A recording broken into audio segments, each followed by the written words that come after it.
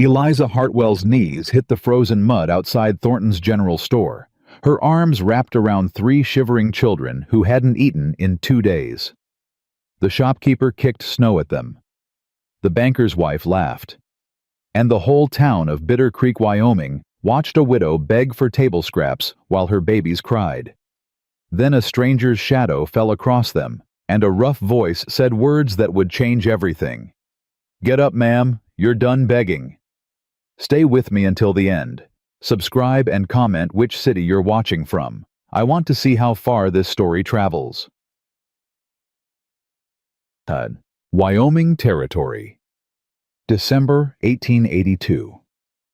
The snow fell like judgment. Eliza couldn't feel her fingers anymore. Couldn't feel her feet. Could barely feel the weight of Grace pressed against her chest, 4 years old, and light as a ghost, because there hadn't been food. Not yesterday. Not the day before. Not for longer than Eliza wanted to count. "Mama." Benjamin's voice cracked. 12 years old and trying so hard to be brave. "Mama, maybe we should go home." Home. That word didn't mean anything anymore. Home was a cold cabin with empty shelves and a fireplace they couldn't afford to feed. Home was where Samuel had died 5 months ago. His neck broken when that damned horse threw him, leaving Eliza alone with 3 children and debts she couldn't pronounce, let alone pay. "Just a little longer, Ben." Her voice came out wrong, thin, desperate. She hated the sound of it. They'd been standing outside Thornton's general store for an hour. Eliza had watched through the window as Margaret Thornton wrapped packages for paying customers. Had watched her laugh with the banker's wife, Mrs. Blackwood. Had watched the warm light and the full shelves, and felt something inside her chest crack a little more with each passing minute. "I'm cold." Clara pressed against Eliza's side. 9 years old with Samuel's dark eyes watching everything, understanding too much. "Mama, I'm so cold." "I know, sweetheart, I know." The door opened. Eliza straightened, trying to look dignified, trying to look like something other than what she was. A widow, a beggar. A woman who'd run out of options and pride both. "Mrs. Hartwell." Margaret Thornton stood in the doorway, arms crossed. A large woman with a small heart. "I told you yesterday, no more credit. Your husband's debts are settled, but you've got nothing left. Nothing." "Please." The word burned coming out. "I'm not asking for much, just some flour, maybe beans. I'll work it off. I can clean, I can mend, I can—" "You can leave." Margaret's voice carried across the street. People stopped, turned, watched. "I'm not running a charity for women who can't manage their own affairs." Heat flooded Eliza's face despite the cold. "My children haven't eaten in—" "Not my problem." Margaret started to close the door. Benjamin stepped forward. "Please, ma'am. My sisters are hungry. We'll do anything. I can chop wood. I can haul water. Just please." "Boy, you step back." Margaret's face hardened. "Your mama should have thought about feeding you before she spent every cent your daddy left on God knows what." Lies. All lies. Samuel had left them nothing but debt. The horse, the cabin, the land. All of it mortgaged to Victor Blackwood's bank at rates that made Eliza's head spin. She'd sold Samuel's saddle, his guns, her mother's silver, everything. And still it wasn't enough. There was no money. Eliza's voice shook. "Samuel died owing more than we had. I'm trying. I'm doing everything I can, but nothing." Mrs. Blackwood appeared beside Margaret, wealthy, well-fed, draped in furs that cost more than Eliza's cabin.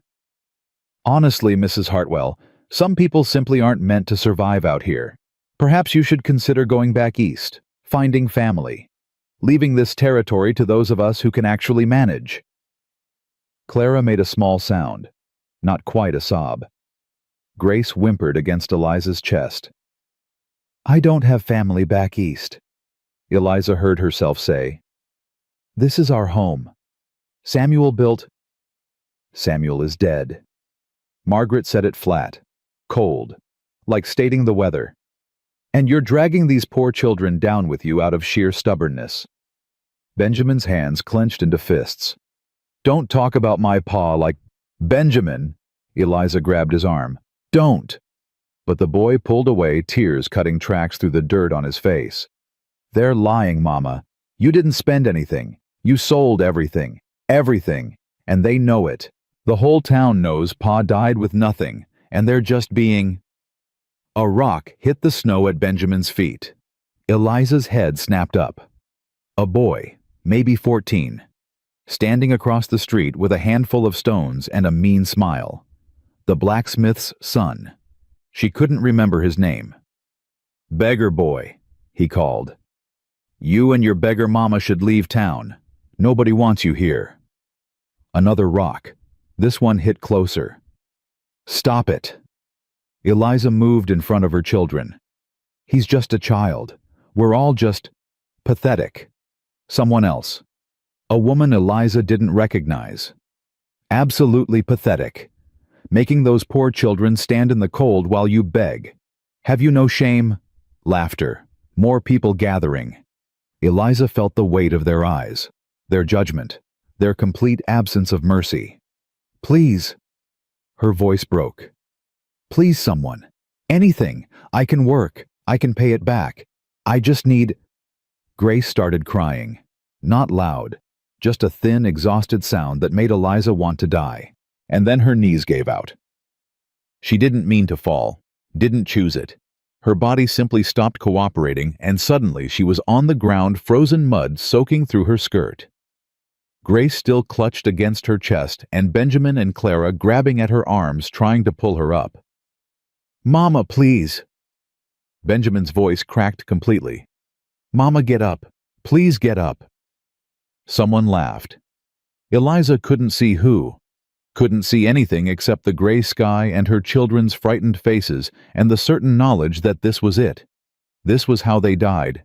Not quick, not merciful, slow, cold, starving in the street while the town watched. Pathetic, Mrs. Blackwood said again. And then a shadow fell across them. Eliza looked up.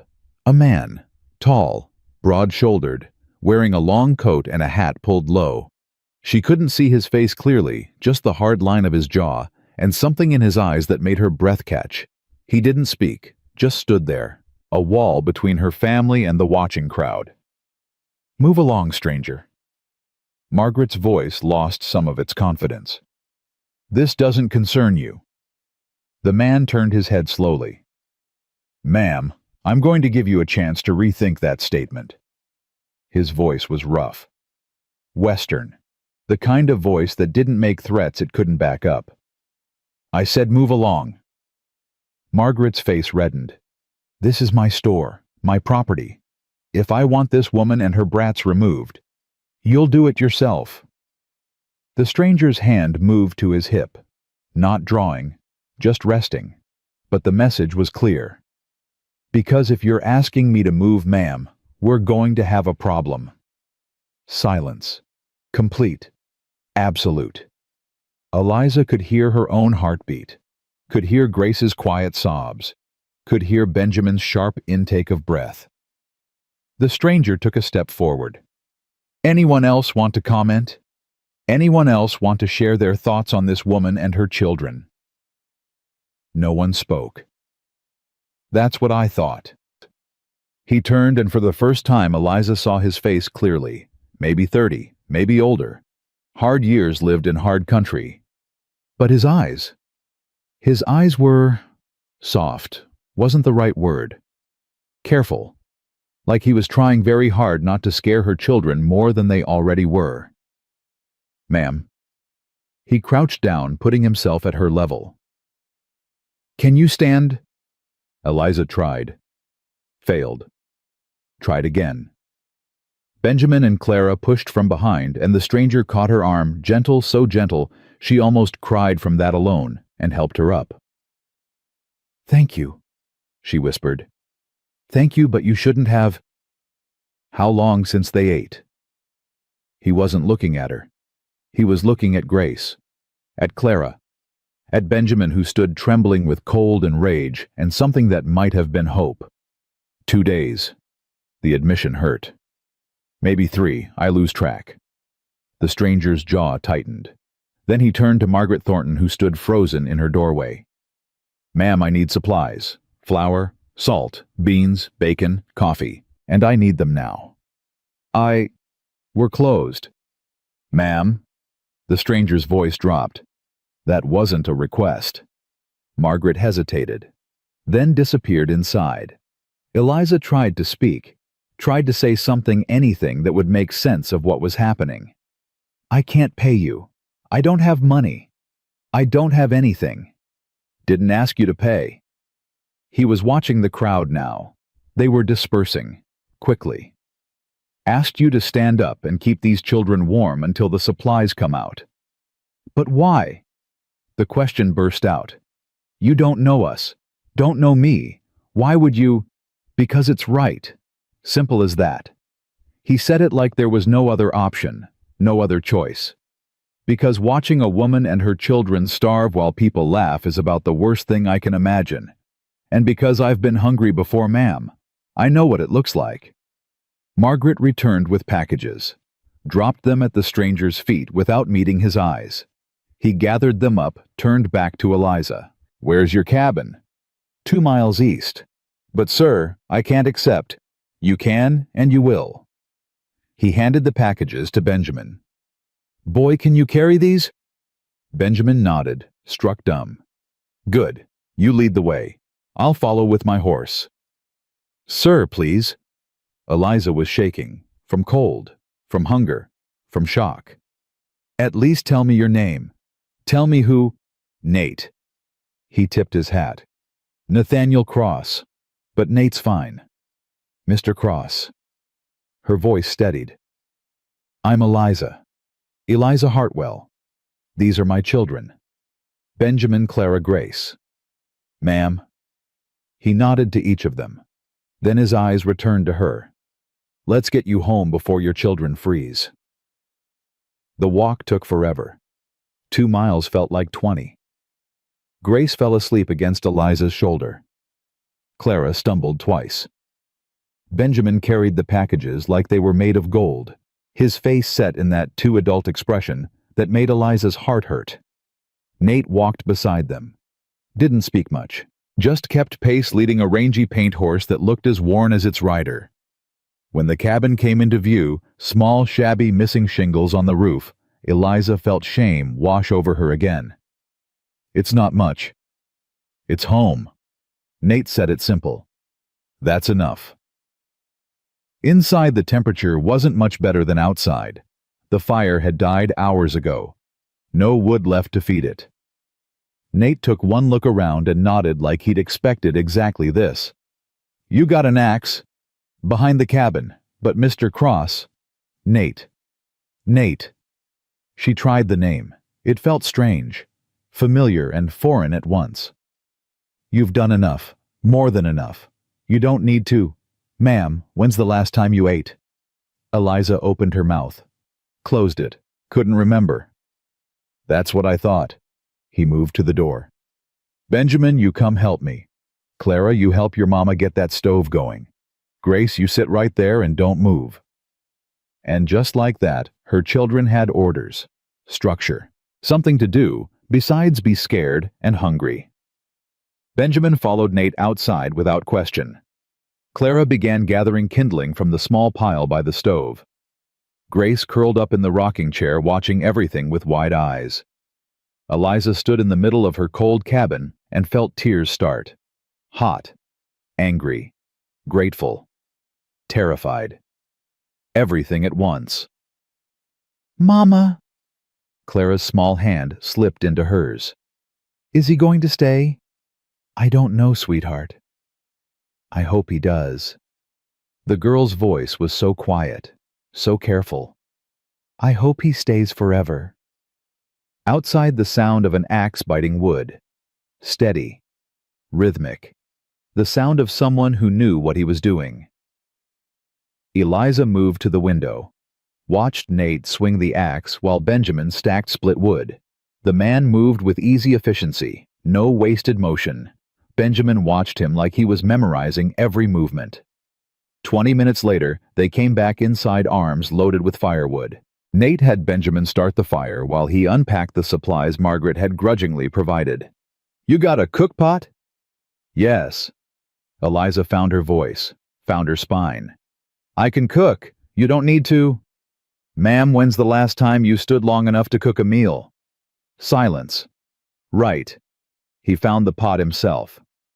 "You sit. I'll handle this." "Mr. Cross." "Nate." "Nate." She forced herself to say it again. "I appreciate everything you've done, but I'm not helpless. I can cook for my own children." He looked at her, really looked at her, and something in his expression softened. "I know you can, ma'am. I'm not saying you can't. I'm saying you don't have to. Not tonight. Tonight you rest. Let someone else carry the weight for a few hours." The tears came then, no stopping them. Eliza sank into a chair and cried while this stranger, this man named Nate Cross, cooked beans and bacon and made coffee that smelled like heaven. Benjamin sat beside her, put his thin arm around her shoulders. "It's okay, Mama. It's going to be okay." "I'm sorry." She couldn't stop saying it. "I'm so sorry. I should have done better. Should have protected you better. Should have—" "Mama, stop." Clara knelt at her feet. "You did everything. Everything. This isn't your fault. Your daughter's right." Nate spoke without turning from the stove. "I heard what happened out there. What they said. And ma'am, none of that was true. None of it." "You don't know that." Eliza wiped her eyes. "You don't know me. Don't know what I know a woman who sold everything she had, trying to keep her children fed." His voice was quiet, certain. "I know a woman who stood in the street and begged because her pride mattered less than her children's lives. I know a woman who's been carrying weight that would break most men, and she's still standing, still fighting. That's what I know, Mrs. Hartwell. And that's enough." The words hit harder than the rocks had, harder than Margaret's cruelty, harder than anything. Because someone saw her, really saw her. Not the desperate widow, not the burden, not the failure, just Eliza, fighting, surviving, still standing. "Food's ready." Nate ladled beans into bowls. "It's not fancy, but it's hot." The children descended on their bowls like wolves. Eliza started to tell them to slow down to mind their manners, but Nate caught her eye and shook his head. "Let them eat." He handed her a bowl. Hunger like that doesn't care about manners. Eliza ate, couldn't help it. The food was simple, just beans and bacon and hard bread, but it tasted like salvation. She ate slowly, trying to make it last, trying to remember the last time her stomach felt this full. Nate ate standing up, watching the children, watching her. Not intrusive, just present. Like he was making sure they were real. Making sure this wasn't a dream that would evaporate when he blinked. When the bowls were empty, Grace climbed down from her chair and walked straight to Nate. Stood there looking up at him with those big eyes. "Thank you," she whispered. Nate crouched down, put himself at her level. "You're welcome, little miss." "Are you going to leave?" The question hung in the air. Eliza held her breath. Nate glanced at her, then back at Grace. "I don't know yet. Maybe. Maybe not." "I don't want you to leave." Grace's voice trembled. Bad things happen when people leave. Something crossed Nate's face. Pain. Old and deep. "I know, sweetheart. I know they do." "Then stay." Simple as that. A 4-year-old's logic. "Just stay." Nate straightened, looked at Eliza. "Ma'am, I'd like to make you a proposal." "A proposal?" Her heart started beating faster. "I need work. You need help. Seems like we could help each other." He spoke carefully, like he'd rehearsed this. "I'll fix your cabin. Repair your fences. Get you through winter. In return, I get a place to sleep and meals. No money, just work and food. Fair trade. It was the same offer Luke had made in the original story, but this was different. This was Eliza's story. Eliza's choice. Mr. Cross? Nate. Nate! She stood up, faced him directly. Why? Really? Why would you do this? He was quiet for a long moment. Then, because 4 years ago I made a mistake, a bad one, and a child died because of it. Not directly. It's complicated. But I've been carrying that weight ever since. Been drifting, running, trying to outrun what I did. His eyes met hers. I can't bring that child back, ma'am. Can't fix what I broke. But I can make sure your children don't starve. Can make sure they have firewood and a solid roof, and maybe that's enough. Maybe that's how I start making things right. Eliza understood then. He wasn't rescuing her. He was saving himself. 1 month, she heard herself say. We try it for 1 month. If it's not working, I ride on. No questions, no hard feelings. And you sleep in the barn, not in here. Yes, ma'am. And my children call you Mr. Cross, not Nate. Not until I say different. His mouth twitched, almost a smile. Yes, ma'am. Eliza extended her hand. 1 month, Mr. Cross. He took it. His palm was rough, warm, solid. 1 month, Mrs. Hartwell. And with that handshake, everything changed. Benjamin grinned. Clara clapped softly. Grace climbed back into the rocking chair and fell asleep immediately, her stomach full for the first time in days. Nate gathered his saddlebags. I'll bed down in the barn. Start on the roof in the morning. Storm's coming in a few days. Can see it in the sky.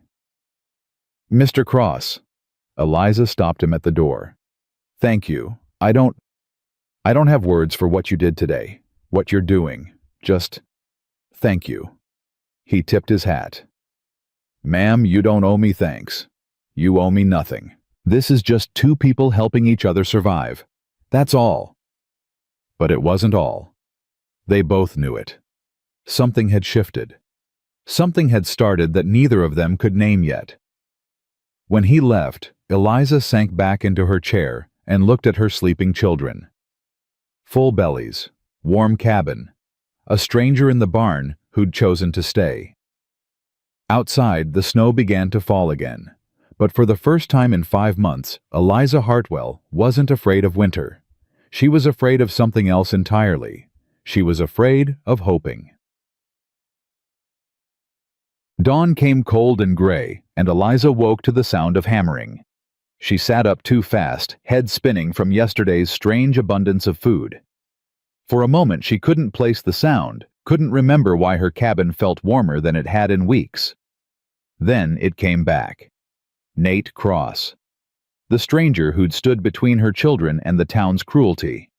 The man who'd promised 1 month. The hammering continued. Steady. Purposeful. Coming from the roof. Benjamin was already awake, standing at the window with his nose pressed to the glass. He's fixing the shingles, Mama. Been up there since before sunrise. He should have waited. Eliza stood wrapping Samuel's old coat around her shoulders. It still smelled like him sometimes when she let herself notice. It's too cold. Too dangerous. He knows what he's doing. Benjamin's voice carried something new. Not quite admiration, not quite hope. Something in between. Watch how he moves, Mama. He's done this before. Eliza joined him at the window. Nate was on the roof, balanced on the steep pitch like he'd been born there. He'd stripped down to his shirt despite the cold, and she could see the muscles in his back working as he pried off damaged shingles and hammered new ones in place. He's going to freeze up there. He brought his own supplies. Benjamin pointed to a stack of materials by the barn.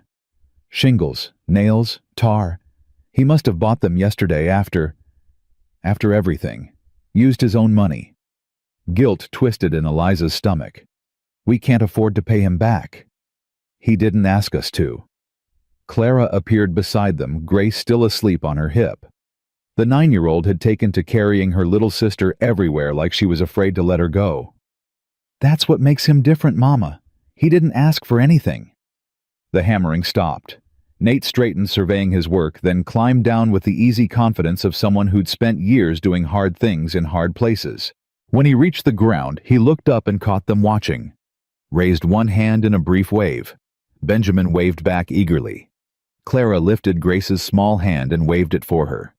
Eliza just stood there, frozen, feeling exposed in a way that had nothing to do with the thin walls. I should make breakfast. She turned away from the window. We have food now. Real food. I should... Mama. Benjamin's hand caught her arm. Can I go help him? Please, I can hand him tools. Carry things. I'm strong enough. I know I am. Eliza looked at her son. 12 years old, with his father's stubborn chin and eyes that had seen too much too soon. He'd been trying so hard to be the man of the house, and failing because he was still just a boy. But having Nate here, having someone to show him, teach him... Yes. The word came out before she could second-guess it. But you stay where he can see you. And if he says it's too dangerous, you come straight back inside. Understood. Benjamin's face split into the first real smile she'd seen in months. Yes, ma'am. Thank you, Mama. Thank you. He was out the door before she could change her mind, running through the snow in boots that were too small and a coat that was too thin. Eliza watched him reach Nate, watched the man crouch down to the boy's level, listened to the murmur of voices she couldn't quite hear. Then Nate nodded and Benjamin's smile grew wider, and they walked together toward the barn. He's a good man. Clara said it soft. Certain. Mr. Cross, he's good. We don't know that yet. Eliza moved to the stove, grateful for something to do with her hands.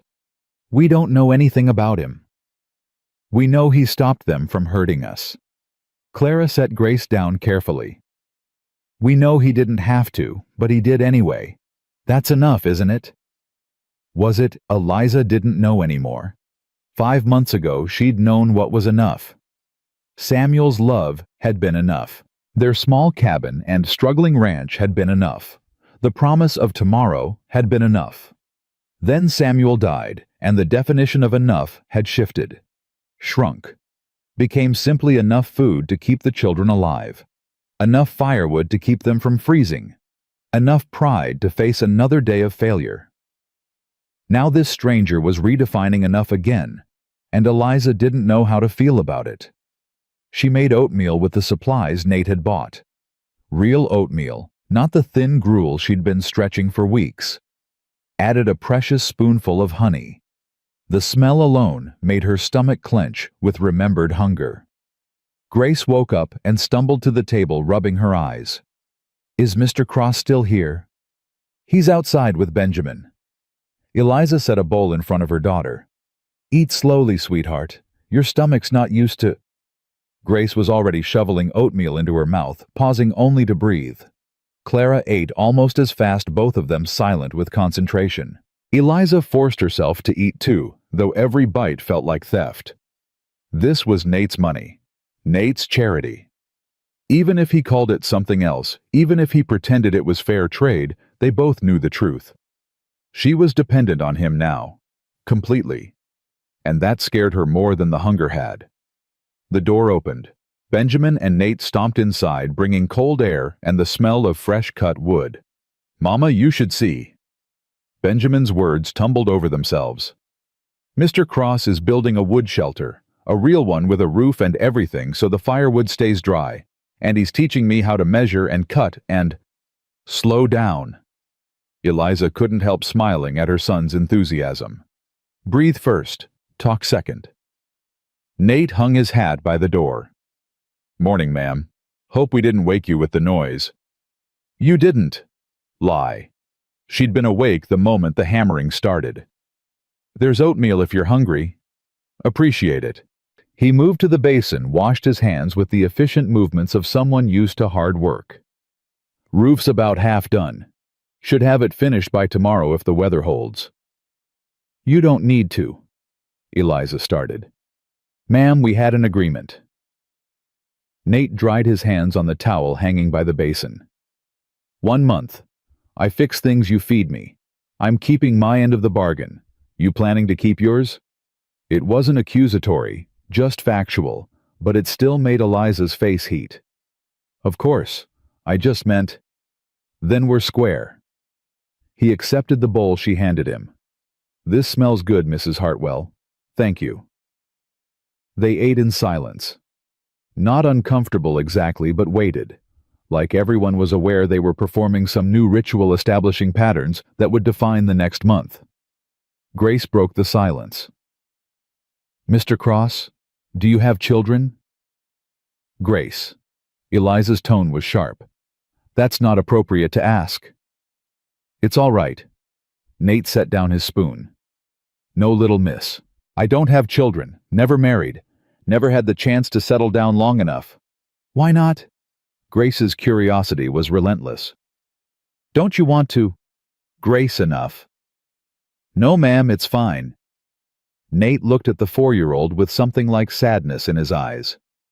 I guess I was always moving, always looking for something I couldn't quite name. Figured I'd settle when I found it. But I never did. Not until... He stopped, cleared his throat. Anyway, that's water under the bridge. What's water under the bridge mean? Grace asked. It means the past is past, Clara explained. Right, Mr. Cross? Something like that. Nate stood, carried his empty bowl to the basin. Mrs. Hartwell, I noticed your fence line is in rough shape. Thought I'd work on that this afternoon if you don't object. I don't object. But Mr. Cross? Nate. Eliza took a breath. Nate, you're doing too much. The roof alone is several days of work. The fence will take longer. You can't possibly... Ma'am, I'm not doing too much. I'm doing what needs doing. He pulled his coat back on. That's the agreement. That's what I'm here for. But what about you? The question burst out before she could stop it. What about what you need rest time to yourself? You can't just work from sunup to sundown and... Yes, I can. His voice was gentle but firm. Mrs. Hartwell, I've been drifting for 4 years, working odd jobs, moving on when the work dried up or the town got too familiar. I'm used to hard days, used to earning my keep. This is no different. It is different, Eliza heard herself say. Because this isn't just work. This is my home, my children, my life you're fixing, and I don't understand why. Nate was quiet for a long moment. Then, because I can, because it needs doing, and because... He glanced at the children, then back at her. Because seeing you beg in that street yesterday, seeing those people laugh while your children cried, that was the kind of wrong I can actually fix. Most things in this world I can't do anything about. But this I can fix. So I am. He left before she could respond, Benjamin trailing after him like a devoted shadow. Clara started washing dishes. Grace played with her doll by the fire, and Eliza stood in the middle of her cabin feeling untethered, like the rules she'd been living by had suddenly changed and no one had told her the new ones. The morning passed in domestic rhythm. Eliza mended clothes while Clara practiced her letters, and Grace napped. Outside, the sound of hammering continued, occasionally punctuated by Benjamin's excited questions and Nate's patient answers. Around midday, Eliza made sandwiches from yesterday's bread and took them outside. Found Nate and Benjamin working on the fence line, clearing debris and pulling out rotten posts. Lunch. She held out the plate. Benjamin grabbed a sandwich immediately. Nate hesitated. Mr. Cross, take it. Eliza kept her voice firm. You've been working for 6 hours. You need to eat. Yes, ma'am. He accepted the sandwich, but didn't eat right away. Mrs. Hartwell, I wanted to ask. Your husband's ranch, what was he raising, cattle, horses? The question caught her off guard. Horses. He trained them mostly. breaking them for saddle, teaching them to work. He was good at it. I noticed the corrals empty. I had to sell them. The words hurt. After Samuel died, the banker said I couldn't manage horses on my own, said I should sell while I could still get decent money. So I did. All except one, a mare named Willow. She's in the barn. Too old to sell for much, but I couldn't. Eliza's voice caught. Samuel loved that horse. I couldn't let her go. Nate nodded slowly. Would you mind if I took a look at her? See what shape she's in? Why? Because horses are valuable, ma'am. If you still have land and a corral you could rebuild. Start small. Maybe buy a young mare and a good stallion. Breed them. Sell the foals. It's not fast money, but it's honest money. Hope flickered in Eliza's chest. Dangerous hope. I don't have money for breeding stock. I barely have money for food. Not yet. Nate took a bite of sandwich. But spring's coming. In spring, ranchers need help with branding, fencing, building. I can hire out. Make enough to buy stock. If you're willing to wait. If you're willing to try. Benjamin's eyes went wide. Really? We could have horses again. Maybe. Nate's voice was careful. Can't promise anything, but we could try. Eliza looked at this stranger who kept saying we instead of you. This man who was already planning months ahead when their agreement was only for 1 month. Why do you care? She asked. Why does it matter to you what happens to this ranch? Nate met her eyes. Because someone needs to care, ma'am, and right now I'm the someone who's here. That afternoon, Ruth Chen came calling. Eliza saw the wagon approaching and felt her stomach drop. The Chinese woman who ran the general store with her husband was kind, but her presence meant something. News, gossip, questions Eliza didn't want to answer. Mrs. Hartwell. Ruth climbed down from her wagon carrying a basket. I hope I'm not intruding. Of course not. Eliza wiped her hands on her apron, hyper-aware of how shabby she must look. Please come in. Inside, Ruth set the basket on the table. I brought some things. Fabric scraps for the girls. Some hard candy. Edward wanted me to give you this. She pulled out an envelope. What is it? A job offer. Ruth's dark eyes were kind. Edward needs help at the store. Inventory stocking shelves dealing with customers. 3 days a week, $1 a day. Eliza's hands trembled as she took the envelope. $3 a week, $12 a month. It wasn't much, but it was something. Something she'd earned. Not charity. Not dependence. Why? The question came out harsher than she meant. Why would Edward offer me work now? After yesterday. Ruth sat down without being invited. Because yesterday was wrong. What they did to you, what they said. Edward and I, we weren't there. We heard about it after, and we were ashamed. Ashamed of our town. Ashamed we didn't know how bad things had gotten for you. So this is guilt money. No. Ruth's voice firmed. This is a job. Edward needs help. You need money. It's business. Nothing more. Everyone will talk. Let them. Ruth shrugged. People always talk. But Mrs. Hartwell, you have 3 children to feed. You can't afford pride anymore. None of us can. The words stung because they were true. Eliza looked at the envelope. Looked at her daughters watching from the corner. Looked at the closed door beyond which Nate was working himself to exhaustion on her behalf. 3 days a week, she said. Which days? Tuesday, Thursday, Saturday. 8 in the morning until 3 in the afternoon. I'll need someone to watch the children. Bring them. Ruth smiled. Clara's old enough to help. Grace can play in the back room. We'll manage. Eliza wanted to refuse. Wanted to maintain some last scrap of independence. But the envelope in her hands felt like hope. Fragile. Precious. Impossible to ignore. I'll be there Tuesday. She forced the words out. Thank you, Mrs. Chen. Tell Edward, thank you. You can thank him yourself. Ruth stood. Oh, and Mrs. Hartwell, The man working on your roof. Nathaniel Cross. Edward asked around about him. Eliza's heart stuttered. And he used to be a deputy sheriff in Texas. Left 4 years ago under unclear circumstances. Been drifting since. Working odd jobs. Never staying long. Ruth's expression was neutral. Thought you should know. After Ruth left, Eliza stood holding the envelope and trying to decide what she felt. Relief about the job. Unease about Nate's past.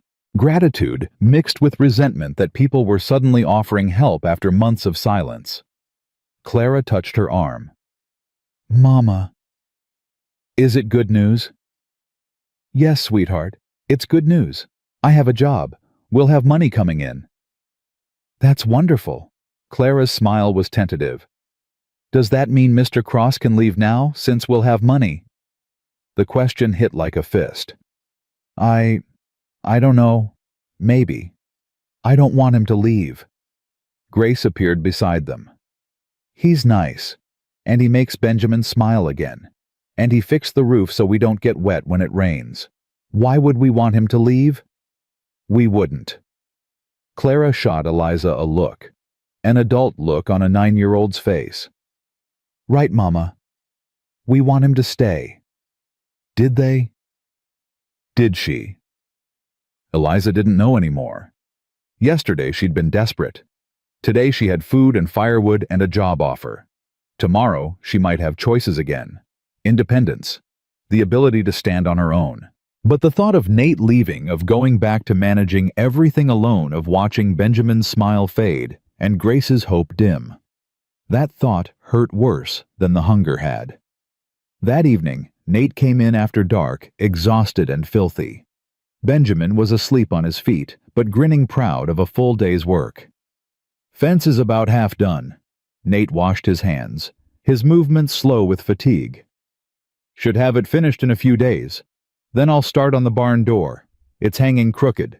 Won't last the winter like that. Mr. Cross? Eliza served him dinner, kept her voice neutral.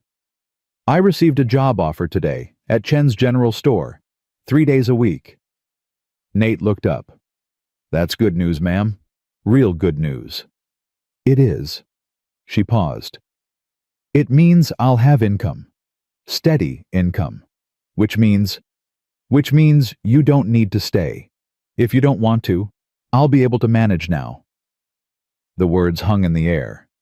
Benjamin's head snapped up. Clara grabbed Grace's hand. Nate set down his fork. Ma'am, are you asking me to leave? No. I'm saying you can. If you want to. You've done so much already, more than anyone could expect. And if you have other places to go, other jobs waiting, I don't want to keep you out of obligation. Mrs. Hartwell. Nate's gray eyes held hers. I made an agreement. 1 month. We're 3 days in. I keep my word. If you want me to leave, say so plain. But if you're trying to give me an out because you think you're a burden, then ma'am, you're wrong. I'm here because I want to be, because this work matters, because your children matter. And $3 a week from Chen's store isn't going to be enough. You know it, and I know it. I can manage. You've been managing. His voice was gentle but firm. For 5 months you've been managing.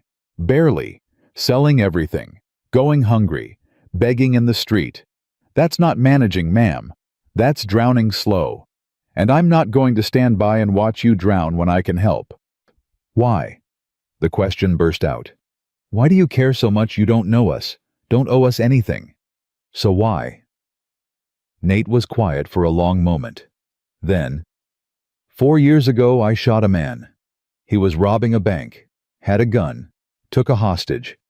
I was deputy sheriff, did everything by the book, gave warning, aimed for his shoulder. But I missed. Hit his chest instead. He died right there in the street. He looked down at his hands. Turned out the gun wasn't loaded, and the hostage was his 6-year-old daughter. He was desperate, hungry, trying to feed his family, and I killed him for it. Silence. Complete. Absolute. The law said I did right. Nate's voice was barely above a whisper. Said it was a clean shoot. justified. But that little girl looked at me with eyes just like Grace's and screamed that I'd killed her daddy. And she was right. I had. Tears tracked down his weathered face. Her mother couldn't make it alone. Couldn't feed the girl and her two brothers. Last I heard before I left Texas, they'd gone to an orphanage, all three of them, because I killed their father for trying to feed them. He looked up at Eliza. So when I see you and your children, when I see that same desperate hunger, that same impossible choice, I can't walk away, can't let it happen again, not when I can stop it. Even if I can't fix what I broke, maybe I can keep it from breaking again. Eliza couldn't breathe, couldn't speak. This man she'd thought was a stranger had just given her the most intimate piece of himself, his shame, his guilt, his reason for everything. Mr. Cross. She found her voice. That wasn't your fault. You were doing your job, following the law. You can't blame yourself for... Yes, I can. He wiped his face roughly. And I do. Every day. But ma'am, I'm not asking for forgiveness. Not asking you to absolve me. I'm just telling you why I'm here. Why I'm staying. So you understand this isn't about you being a burden. This is about me trying to make one thing right in a world where I made something terribly wrong. Benjamin spoke up, his voice small. My pa died trying to fix a fence. Horse spooked. Threw him. Broke his neck. It was nobody's fault. Just bad luck. Bad timing. Ma says sometimes bad things just happen and we can't stop them. Your ma's right. Nate's voice steadied. But sometimes we can stop them. Sometimes we're in the right place at the right time to make a difference. And when that happens, we have to try. Even if we're scared. Even if we fail, we have to try. Grace climbed down from her chair and walked to Nate. Stood there looking up at him with those impossibly big eyes. You didn't mean to hurt that little girl's daddy, she said. You were trying to help. Sometimes helping goes wrong. But that doesn't mean you stop trying. Out of the mouths of babes. Nate looked at this 4-year-old child, and something in his face cracked open. You're right, little miss. It doesn't mean I stopped trying. Good. Grace climbed into his lap without invitation. Settled there like she belonged. Because we need you. Mama needs you, even if she won't say it. Grace. Eliza's face burned. That's enough. It's true, Mama. Clara joined in. You do need him. We all do. And that's okay. Needing people isn't bad. Pa used to say that's what communities are for. People helping people. That's how we survive. Samuel had said that, had believed it. And Eliza had forgotten somewhere in the desperate scramble of the last 5 months. Had forgotten that accepting help wasn't weakness. It was wisdom. 1 month, she heard herself say. We agreed to 1 month. Let's see where we are at the end of it. See if... She couldn't finish. Couldn't name what she was hoping for. 1 month. Nate agreed. And then we decide, together. That night after the children were asleep and Nate had gone to the barn, Eliza stood at the window and watched snow begin to fall. Soft, gentle, nothing like the harsh storm that had raged the day she'd begged in the street. Everything was changing. The cabin was warmer. The children were fed. There was work to do and money coming in, and a man in the barn who'd promised to stay. But Eliza had learned the hard way that promises broke, that good things ended, that tomorrow was never guaranteed. So she stood at the window and watched the snow and tried not to hope too hard, because hope she'd discovered was the most dangerous thing of all. The first week passed in a blur of work and carefully maintained distance. Eliza started at Chen's store on Tuesday. The walk into town made her stomach clench, remembering the rocks and the laughter and Margaret Thornton's cruel eyes. But Ruth met her at the door with a warm smile and a list of tasks, and Edward treated her like any other employee. No pity, no judgment, just business. The townspeople who came in stared, whispered. Some turned around and left, rather than be served by the desperate widow who'd begged in the street. But others simply bought their supplies and left. And at the end of the day, Ruth pressed $3 silver into Eliza's palm and said, "See you Thursday." $3. It wasn't enough. Nate had been right about that. But it was hers. Earned. Not given out of charity or obligation or guilt, and that mattered more than the amount. She came home to find the fence finished, the barn door repaired, the wood shelter completed and stacked full of split logs. Nate and Benjamin were in the corral with Willow, the old mare Eliza hadn't been able to sell. The horse looked better than she had in months, her coat brushed her hooves, trimmed, moving with something like her old spirit. "Mama, look," Benjamin called out when he saw her. "Mr. Cross says Willow's still got good years left. Says we can use her for breeding if we can find the right stallion." Eliza leaned on the fence rail and watched Nate work. He moved around the horse with quiet confidence, his hands gentle but firm, his voice low and soothing. Willow responded to him like she'd known him all her life, not just a handful of days. "She trusts you," Eliza said. Nate looked over. "Horses are simple, ma'am. You treat them fair, they trust you. People are more complicated." "Are they?" She heard the challenge in her own voice. "Or are people just like horses, treat them fair, and they'll trust you too?" "Maybe." He ran his hand down Willow's neck. "But horses don't lie, don't pretend, don't smile while they're planning to kick you. People do all that and more. Sounds like you've been kicked a lot." "Enough times to learn." He opened the gate, led Willow back to the barn. Benjamin followed, still chattering about breeding plans and foal prices, and dreams that might actually be possible now. Clara had dinner ready when they came inside. Not just ready, but good, the 9-year-old having absorbed everything Eliza taught her and added her own touches. The cabin smelled like home for the first time since Samuel died, and Eliza felt something in her chest unclench just slightly. They ate together, the 5 of them crowded around the table that was too small passing food and talking about their days.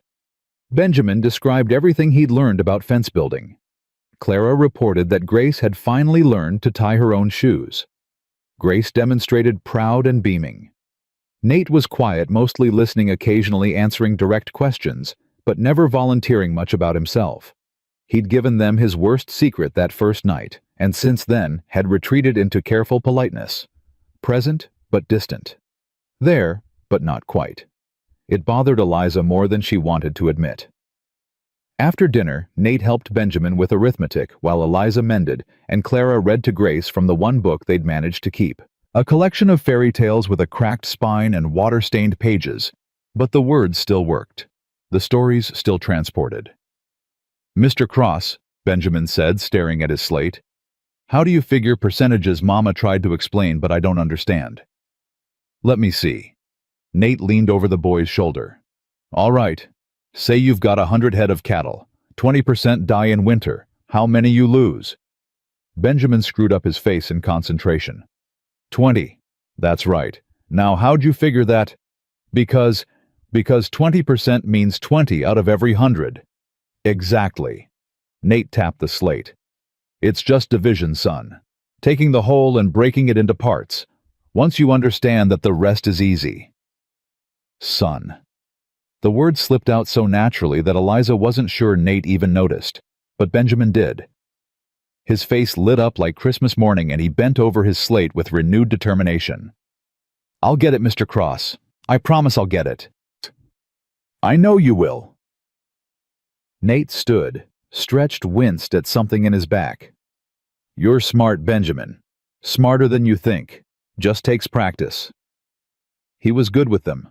Too good. Eliza watched him show Benjamin a calculation trick, listened to him answer Grace's endless questions with patience Samuel had rarely managed, saw him treat Clara's observations with the seriousness they deserved. He fit. That was the problem. He fit so seamlessly into their broken family that Eliza had started forgetting he was temporary. started imagining what it would be like if he stayed. Really stayed. Not just for 1 month, but forever. And that was dangerous. More dangerous than the hunger had been. Because hope hurt worse than despair when it was ripped away. Thursday at the store, Margaret Thornton came in. Eliza was restocking shelves when she felt eyes on her back. Turned to find the woman who'd kicked snow at her children standing there with a basket and a superior expression. Mrs. Hartwell.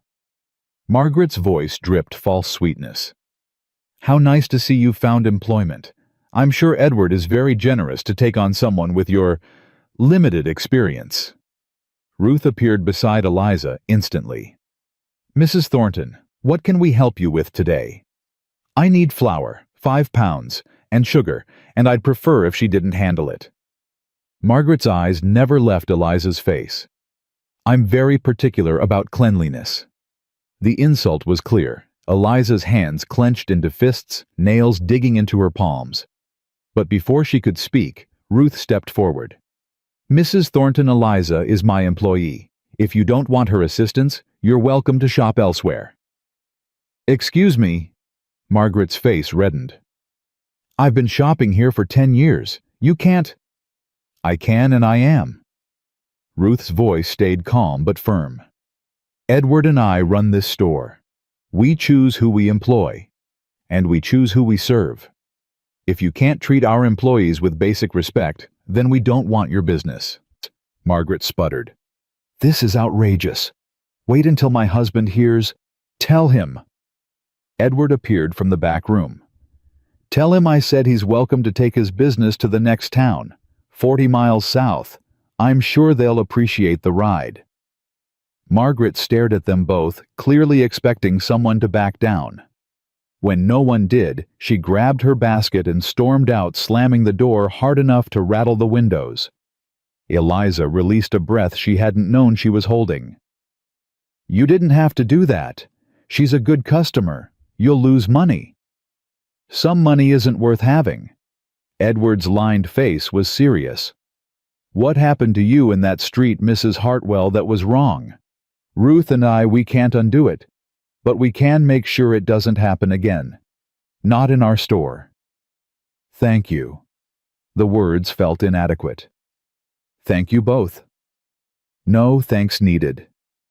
Ruth squeezed her shoulder. Now those shelves won't stock themselves. That evening, Eliza came home to find a stranger's horse tied to her fence. Her heart seized. She hurried inside, clutching Clara and Grace close to find Nate sitting at her table across from a man she'd never seen before. Large, weathered, with a scar running down his left cheek and eyes that held nothing soft.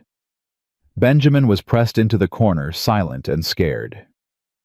Nate's posture was deceptively relaxed, but Eliza could see the tension in his shoulders, could see his right hand resting casually near the knife at his belt. Mrs. Hartwell. Nate's voice was calm, too calm. This is Jack Hollis. He's looking for someone. I was just telling him he's got the wrong place. Wrong place, he says. Jack Hollis's voice was gravel and rust. But I heard tell there's a man named Cross working here. Used to be a deputy in Texas, and I've been looking for a deputy named Cross for 4 years now. Eliza's blood went cold. I think you should leave, Mr. Hollis. I'll leave when I'm ready. Jack didn't even look at her. See, 4 years ago, Deputy Nathaniel Cross shot my brother, killed him dead in the street, said it was justified, said Daniel was robbing a bank. But what they didn't mention was that Daniel's gun wasn't loaded, that he was just desperate, just trying to feed his family. The room tilted. This was the brother, the family, the past Nate had been running from. Your brother took a hostage. Nate's voice stayed level. A child. He pointed a gun at a 6-year-old girl's head. I didn't know it wasn't loaded. No way I could have known. You could have waited. Jack's hands clenched. Could have talked him down. Could have done anything except put a bullet in his chest. I did wait. I gave warning. I aimed for his shoulder. But he moved. Nate's jaw tightened. Mr. Hollis, I'm sorry. Sorrier than you'll ever know. What happened to your brother, to his children, that haunts me every day? But I was doing my job, following procedure. If I could take it back. But you can't. Jack stood slowly. Can't bring Daniel back. Can't undo what you did to his kids. So I've been following you, waiting for the right moment. And I think I've found it. His eyes moved to Benjamin, to Clara and Grace, back to Eliza. You've got yourself a nice little family here, Deputy. Be a shame if something happened to them. Be a shame if you had to watch them suffer the way Daniel's kids suffered. Eliza moved without thinking, putting herself between Jack Hollis and her children. Get out. Get out of my house now. Ma'am, I'm not going to hurt you. Jack's smile was cold. Not directly. But cross here, he needs to understand what he took from us. Needs to feel it. And the best way to make a man feel something is to take away what he loves. He doesn't love us. The lie came swift and desperate. He's just hired help. A drifter. He'll be gone in 3 weeks. He means nothing to us, and we mean nothing to him. That's so. Jack looked at Nate. That true, Deputy? These people mean nothing to you.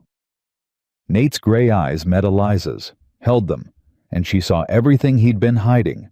All the careful distance, all the deliberate restraint, all of it stripped away in one unguarded moment.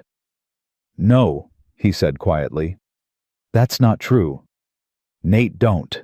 Eliza's voice broke. Don't give him. They mean everything. Nate stood slowly, hands visible, non-threatening. Mrs. Hartwell and her children, they gave me something I thought I'd lost. Purpose, redemption, a reason to stop running. So if you want to hurt me, Jack, you hurt me. But you leave them alone. They had nothing to do with Daniel, nothing to do with Texas. They're innocent. So are Daniel's kids. Jack's voice went hard. Innocent. And they're in an orphanage now because of you. So no, Deputy. I don't think I'll leave these people alone. I think I'll make sure you watch them struggle the way I watched my niece and nephews struggle. Make sure you feel helpless the way we felt helpless. Over my dead body. Eliza surprised herself with the steel in her voice. Mr. Hollis, I'm sorry for what happened to your brother's children. Truly sorry. But threatening mine won't fix it. Won't bring your brother back. Won't help anyone. Might make me feel better. No, it won't. Clara stepped forward, 9 years old and fearless. My pa died 5 months ago. I know what it's like to lose someone, and I know that hurting other people doesn't make the hurt go away. It just spreads it around. Jack stared at the girl. Your pa have anything to do with his death? No. But even if he did, I wouldn't want revenge. I'd want to understand. Want to know why.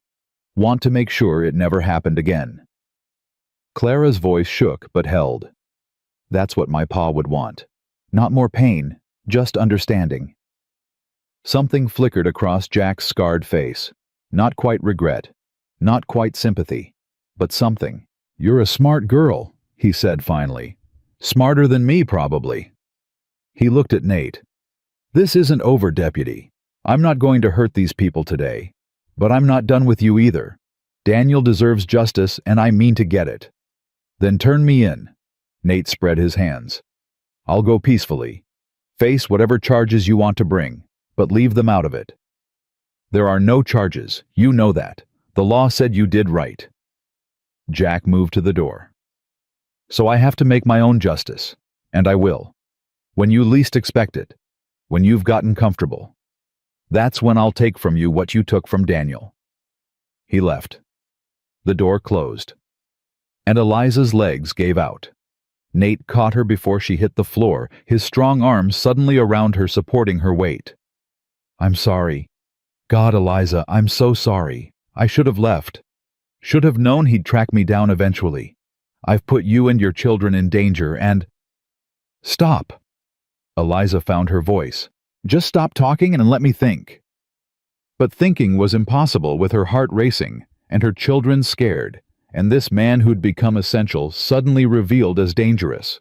Not because of who he was now, but because of who he'd been, what he'd done, the past that wouldn't let him go. You need to leave. The words hurt coming out. Tonight. Now. Before he comes back. Mrs. Hartwell. Eliza. She pulled away from him. My name is Eliza, and I'm telling you, as the owner of this ranch and the mother of these children, you need to go.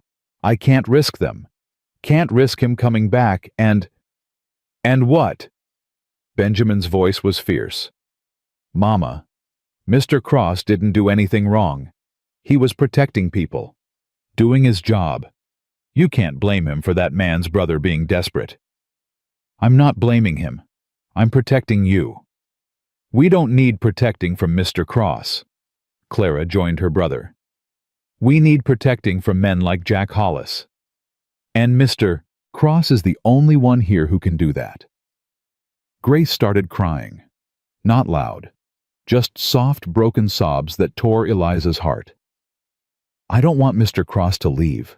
I don't want anyone else to leave. Oh, sweetheart. Eliza gathered her youngest daughter close. I know you don't. But sometimes people have to leave to keep us safe. That's not true. Grace pulled back her small face fierce. Sometimes people stay because leaving would hurt more. Because we're stronger together than apart. Right, Mr. Cross? All eyes turned to Nate. He stood there, hat in hand, looking more uncertain than Eliza had ever seen him. I don't know, little miss, he said quietly. I want to believe that. Want to believe I make you stronger instead of putting you in danger. But Jack Hollis is right about one thing. I took someone from him, and whether I meant to or not, whether I followed procedure or not, that pain is real. His anger is real, and he's going to act on it. So we face it together. Benjamin's voice cracked, but didn't break. That's what Pa always said. Problems get smaller when more people carry them. Well, we're people, Mr. Cross. And we're here. And we're not going to let you face this alone. Your pa was a wise man. Nate's voice was rough. But son, this isn't your fight. Yes, it is. Clara stepped beside her brother. You made it our fight when you stood up for us in town, when you stopped them from hurting us, when you fixed our house and fed us, and taught Ben how to build fences. You made yourself part of this family, Mr. Cross, and families don't abandon each other when things get hard. Eliza wanted to argue, wanted to insist they were wrong, that safety mattered more than loyalty, that protecting her children was her only job. But looking at their faces, their determination, their absolute certainty that sending Nate away would be worse than keeping him.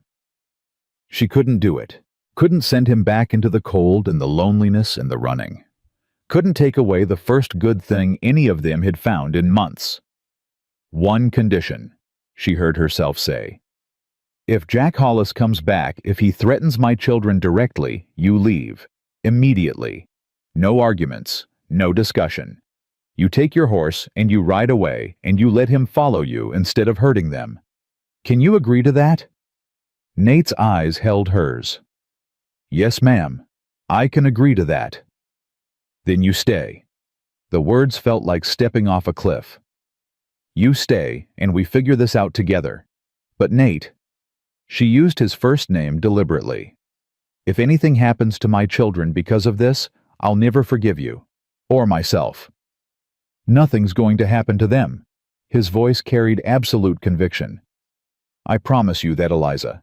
Whatever it takes, whatever I have to do, your children will be safe. That night, Eliza couldn't sleep. She lay in her bed, listening to her daughter's breathing, and trying to convince herself she'd made the right decision. But doubt gnawed at her. What if Jack came back? What if he hurt the children? What if she'd just chosen sentiment over safety? Around midnight, she gave up and went to the window.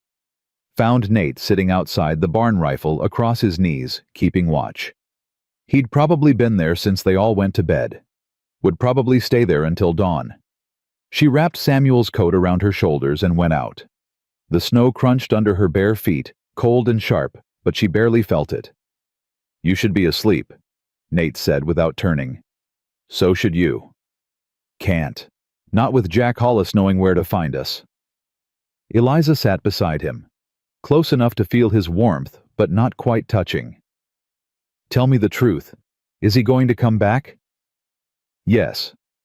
No hesitation, no false comfort. He's been tracking me for 4 years. He's not going to stop now. Then why did he leave? Why not just do whatever he's planning now? Because your daughter got to him. Nate's voice was soft. Clara. What she said about understanding instead of revenge, that gave him pause. Might not have changed his mind permanently, but it bought us time. Time for what? Time to figure out a plan. Time to prepare. Time to... He stopped. Started again. Time to make sure you and your children are protected, no matter what happens. You're going to leave, aren't you? The realization hit like a fist. You're going to let him catch you somewhere far from here. If it comes to that, yes. No. Eliza grabbed his arm. No, you promised. You promised 1 month. You promised to help us get through winter. You can't just... Eliza. He turned to face her, and in the moonlight, his eyes looked ancient, haunted. If it's a choice between keeping my promise and keeping your children safe, there's no choice. There's only one right answer. The right answer is we face this together. She didn't let go of his arm. The right answer is we're stronger as a unit than as individuals. The right answer is you stop trying to be a martyr and accept that you have people who care about you now. I'm not worth caring about. That's not your decision to make. Her voice shook with sudden anger. You don't get to decide your own worth, Nate. Other people decide that. And we've decided you matter. All of us. Me, Benjamin, Clara, Grace. We've decided you're worth keeping, worth fighting for. So stop trying to throw yourself away like you're garbage. He stared at her. You really believe that? Yes. The word came out fierce. I believe it. And if you can't believe it yourself, then believe that we need you, not just for the work, not just for the protection, but because you make us better, make us whole in a way we haven't been since Samuel died. Nate's hand came up slowly, carefully, and cupped her cheek. His palm was rough and warm, and Eliza found herself leaning into it without meaning to. You're the strongest woman I've ever met, he said quietly. You know that Samuel Hartwell was a lucky man. Samuel was a good man who died too soon and left me drowning. The honesty surprised her. And you're a good man who showed up at exactly the right moment. That's not luck, Nate. That's something else, something bigger. Like fate. Like grace. She covered his hand with hers. Undeserved, unexpected, but precious beyond measure. They sat there in the snow, hands joined, breath misting in the cold air. And for just a moment, Eliza let herself imagine a future. Not just survival, but actual living. Not just managing, but thriving. Not alone, but together. Then Nate pulled away gently. You should go inside. You're freezing. So are you. I'm used to it. That doesn't make it right. Eliza stood but didn't leave. Nate, promise me something. Promise me you won't make any decisions without talking to me first. About Jack, about leaving, about any of it. Promise me that. He looked up at her, this woman who'd somehow become the center of his world in less than 2 weeks. I promise. Good. She started toward the cabin, then turned back. And Nate. Thank you. For staying, for caring, for making us believe things could get better. She didn't wait for his response. Just went inside and closed the door and leaned against it, heart pounding. She was falling in love with him. That was the truth she'd been avoiding.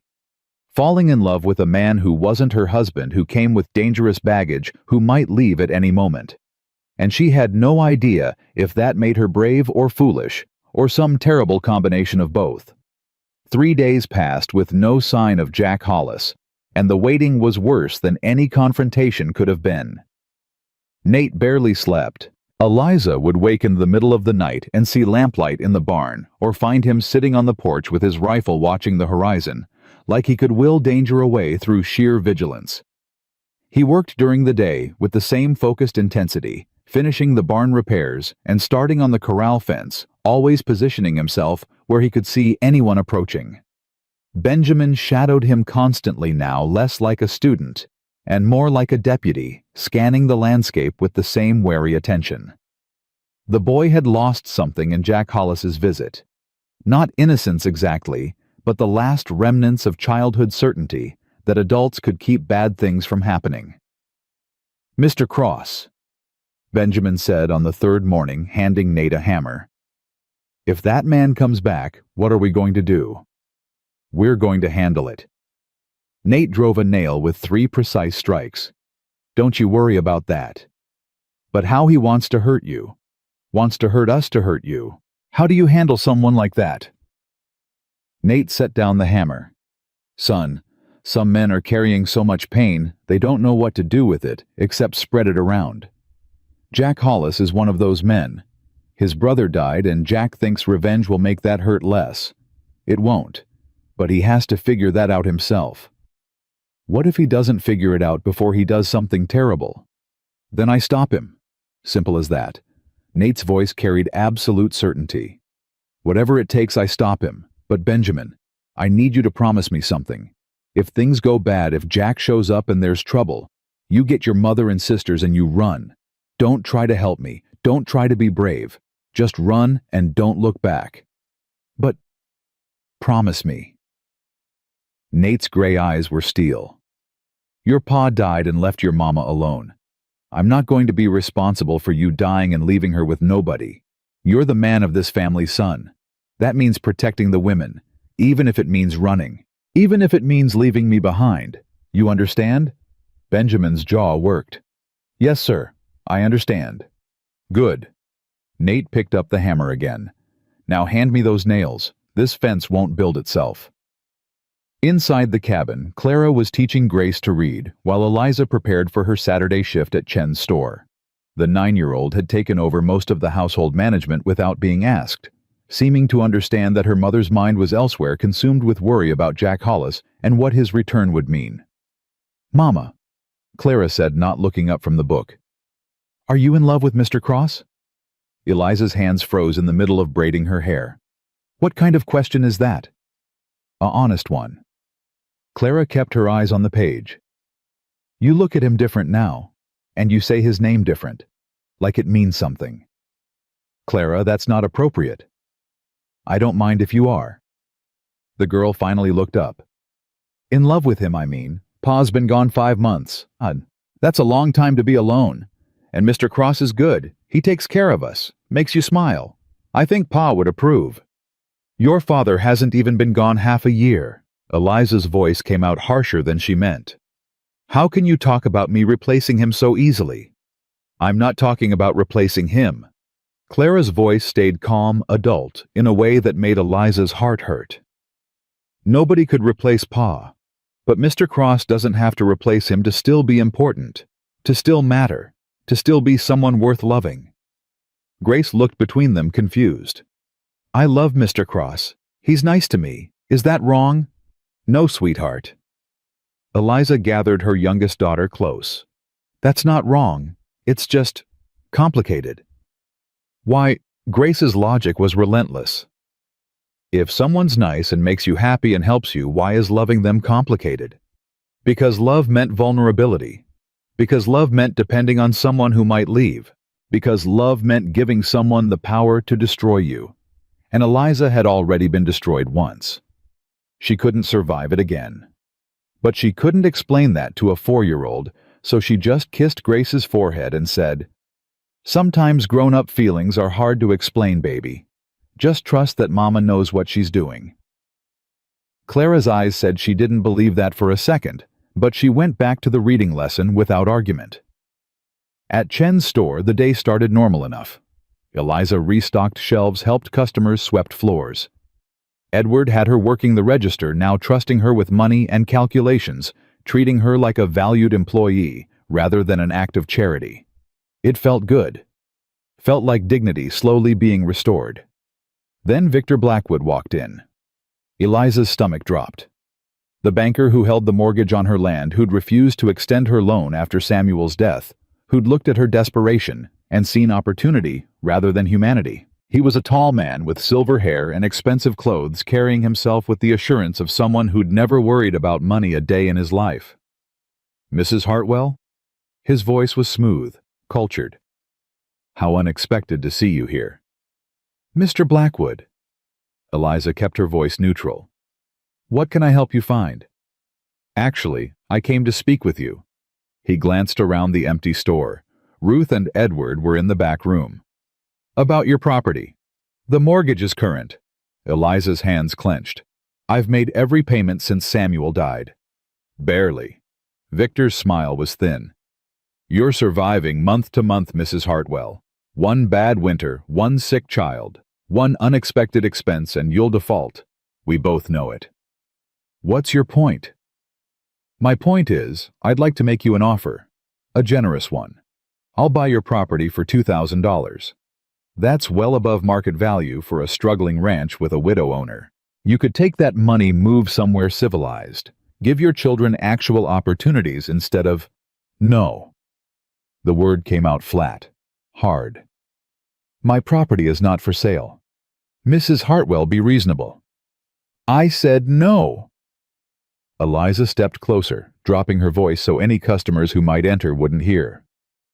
"I know what my property is worth, Mr. Blackwood, and I know you want it because of the water rights, because my creek feeds into your land, because buying me out would give you control of the whole valley. Well, you can't have it. That land is my children's inheritance, their future, and I will die before I let you take it from them." Victor's expression hardened. "You're making a mistake. Winter's barely started. By March, you'll be begging me to take that ranch off your hands, and when you come to me then, my offer will be half what it is now." "Then I guess I'll see you in March." Eliza turned her back on him, hands shaking with rage and fear. "Now, if you're not buying anything, I need to get back to work." She heard him leave, the door closing, with deliberate softness that somehow felt more threatening than a slam. Ruth appeared from the back room immediately. "I heard." Her voice was tight. "That man is poison, Eliza. You watch yourself around him." "He wants my land."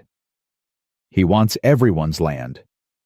Ruth began rearranging items that didn't need rearranging, her movements sharp with anger. "Been buying up property all over the territory. Small ranchers who can't make payments, widows who can't manage a loan. He swoops in with his generous offers and his civilized manner, and people who don't know better take his money and leave.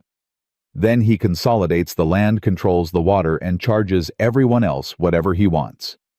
Samuel never trusted him." Eliza remembered conversations from before when things were good.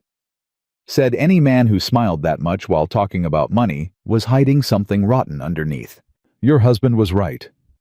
Ruth's dark eyes were fierce.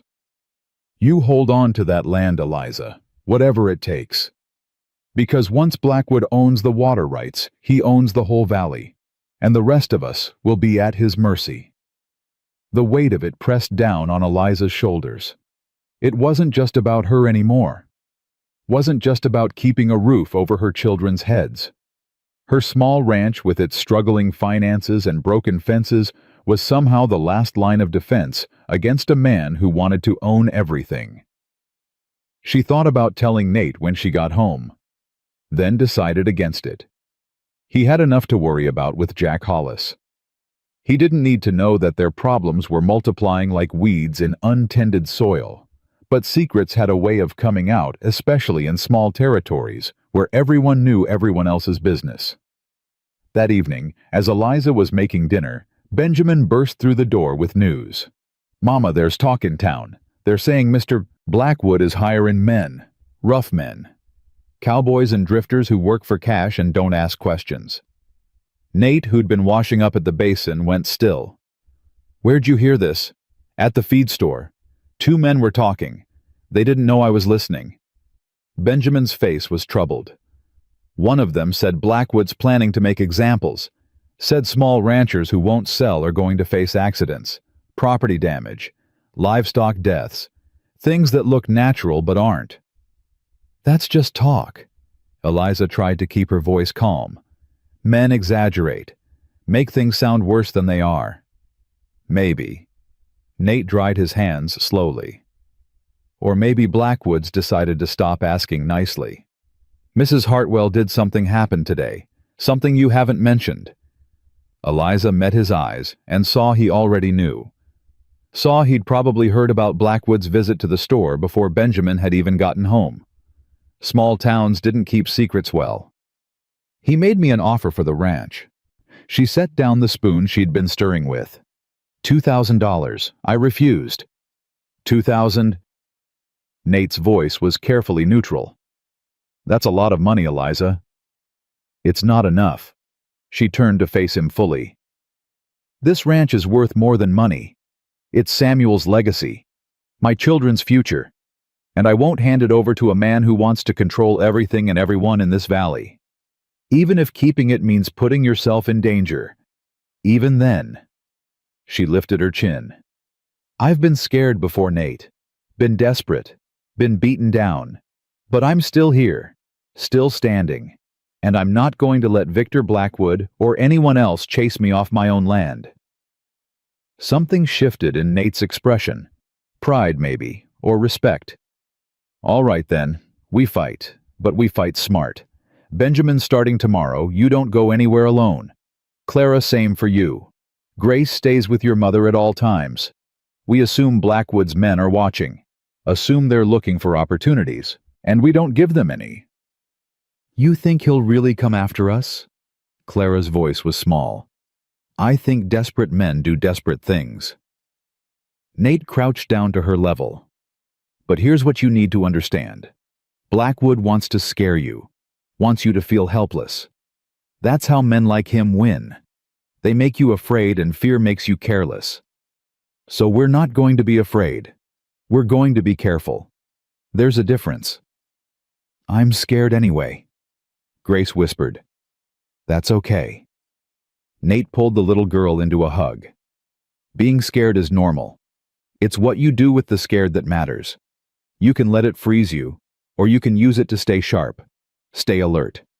We're going to use it to stay sharp. All of us. Together. That night, Eliza woke to voices outside. Low and urgent. She grabbed Samuel's old coat and crept to the window, saw 3 figures by the barn.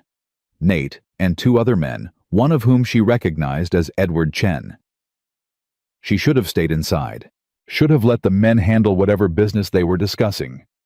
But the fear from earlier, the weight of Victor Blackwood's threats, and Jack Hollis's promise of revenge drove her outside before she could think better of it. Watching the property, Edward was saying as she approached. My cousin saw them yesterday, 2 men, rough-looking, sitting horses on the ridge above your creek. Blackwood's men. Nate's voice was grim. Seeing what we've got, planning their move. There's more. The other man spoke up. Eliza recognized him now as Jacob Stone, the town marshal, tall and weathered with a badge that caught moonlight. I got word from the territorial marshal's office. There's been complaints filed against you, Mrs. Hartwell. Trespassing, property damage, theft. What? Eliza's voice came out sharp. That's impossible. I haven't left my property except to work at Chen's store. How could I? You couldn't. Marshal Stone's voice was gentle. These are false complaints, ma'am. Manufactured, but they're official, filed with the territorial office, which means technically I could arrest you, take you to the county seat for trial. Let me guess. Nate's voice was cold. Victor Blackwood filed these complaints. His lawyer did, but yes. The marshal pulled out a folded paper. I'm supposed to serve you with this summons, Mrs. Hartwell. Appear in court next month to answer charges. And if she appears, Nate asked, what happens to her children while she's gone? Who takes care of the ranch? Property would likely be seized pending trial. Marshal Stone's face was troubled. Standard procedure in cases where the accused can't maintain their holdings. Blackwood would probably offer to purchase it at auction, for pennies on the dollar. So this is his play. Edward's anger was palpable. Force her to court. Take her property. All legal and proper. There has to be something we can do. Nate turned to the marshal. Some way to fight this. There is. Marshal Stone looked at Eliza. Don't go. Ignore the summons. Force them to come arrest you here on your property in front of witnesses. Make Blackwood's corruption visible. Sometimes the best defense is making your enemy show his true face. But that means when they do come, Eliza started, it means we're ready. The marshal's voice was firm.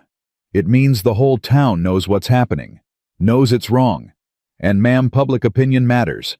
Even territorial judges have to face voters eventually. What if public opinion isn't enough? Eliza's voice shook. What if Blackwood wins anyway?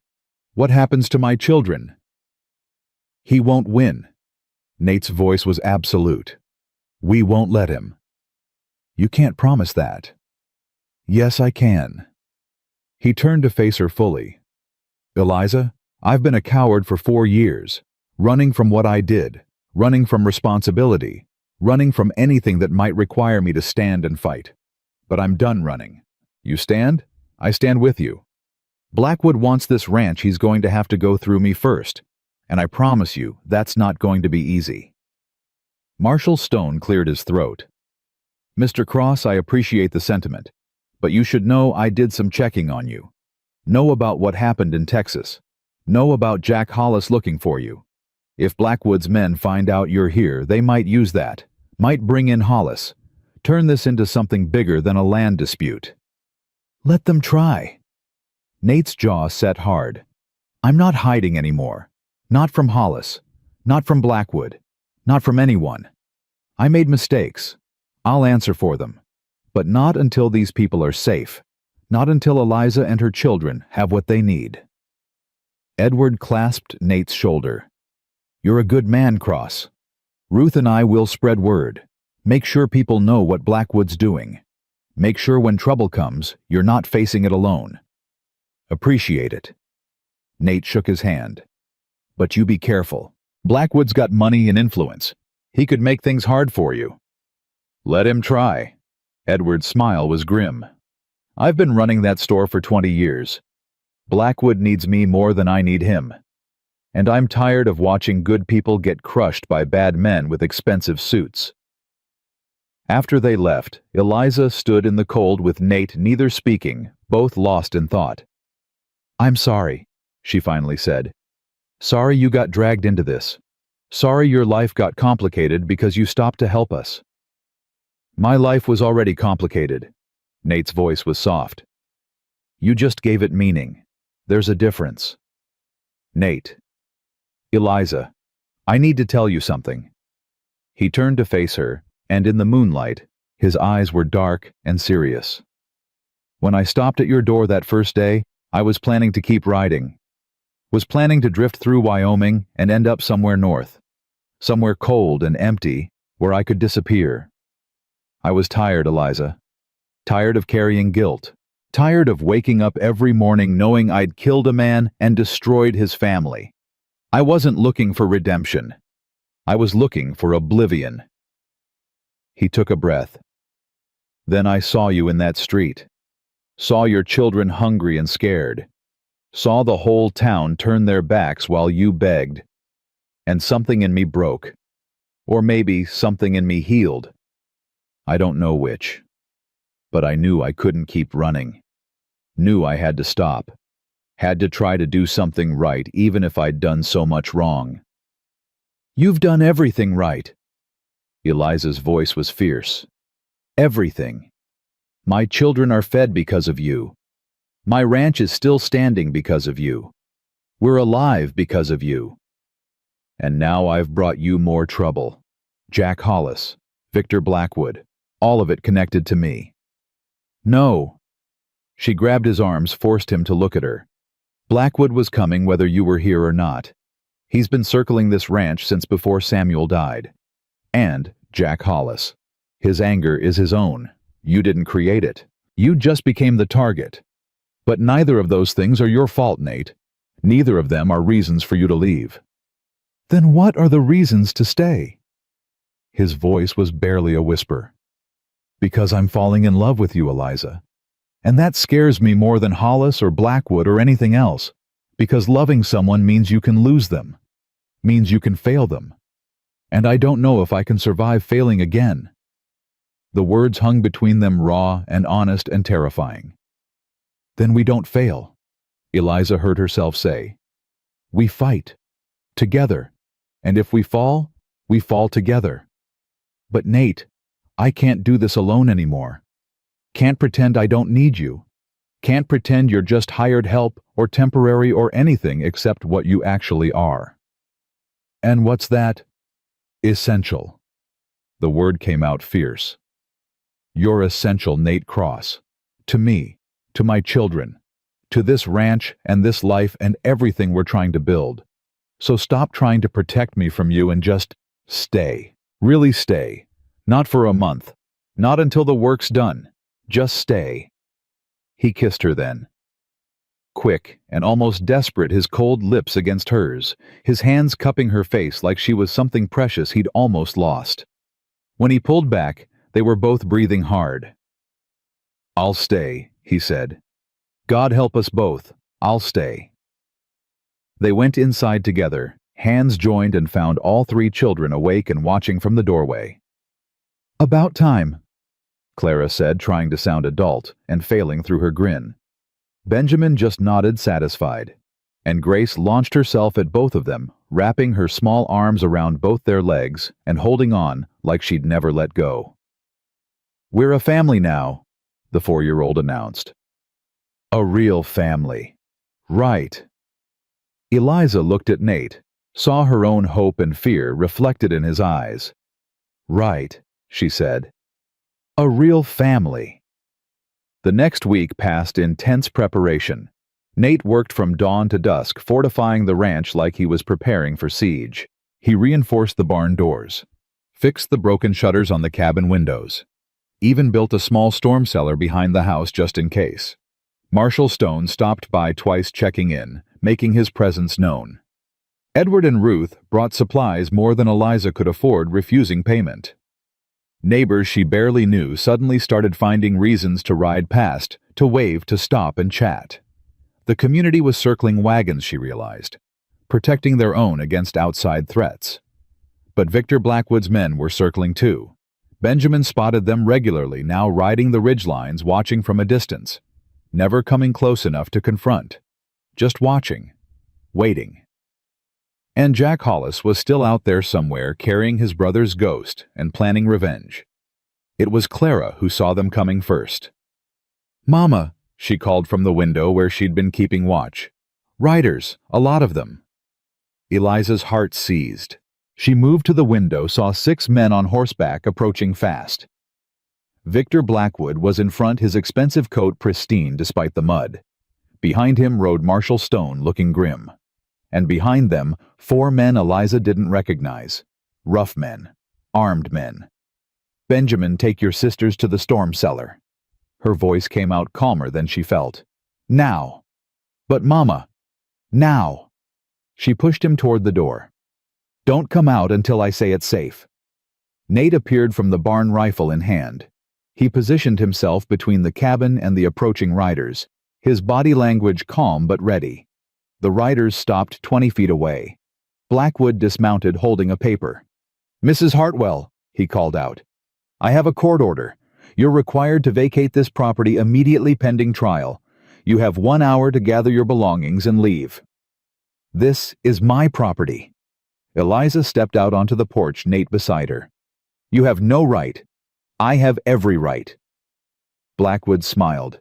The territory has declared you in default of your mortgage. This ranch now belongs to the bank, which means it belongs to me. The mortgage isn't in default. Nate's voice was hard. Mrs. Hartwell has made every payment. I've seen the receipts. Receipts can be forged. Blackwood's smile widened. And the bank's records show otherwise. So unless you have proof, I have proof. Edward Chen rode up from the opposite direction, waving papers. Original loan documents, payment records, All of it verified by the territorial office in Cheyenne.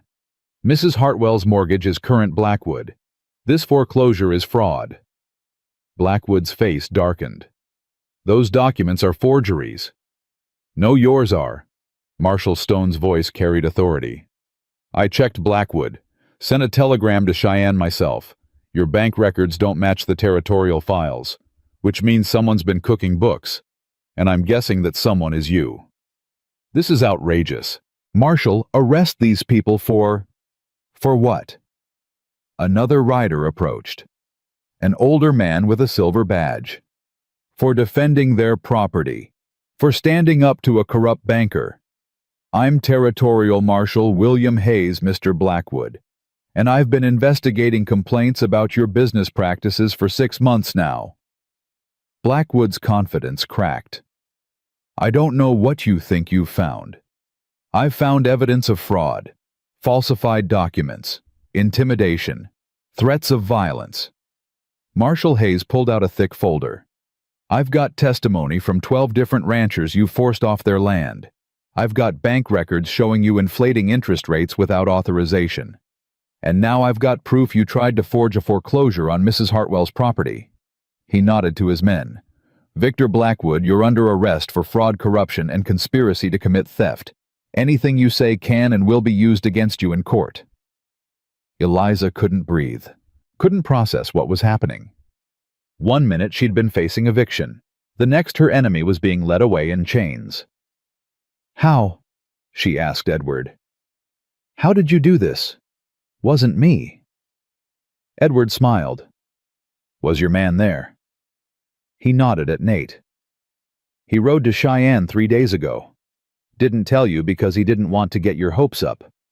But he presented everything to the territorial marshal.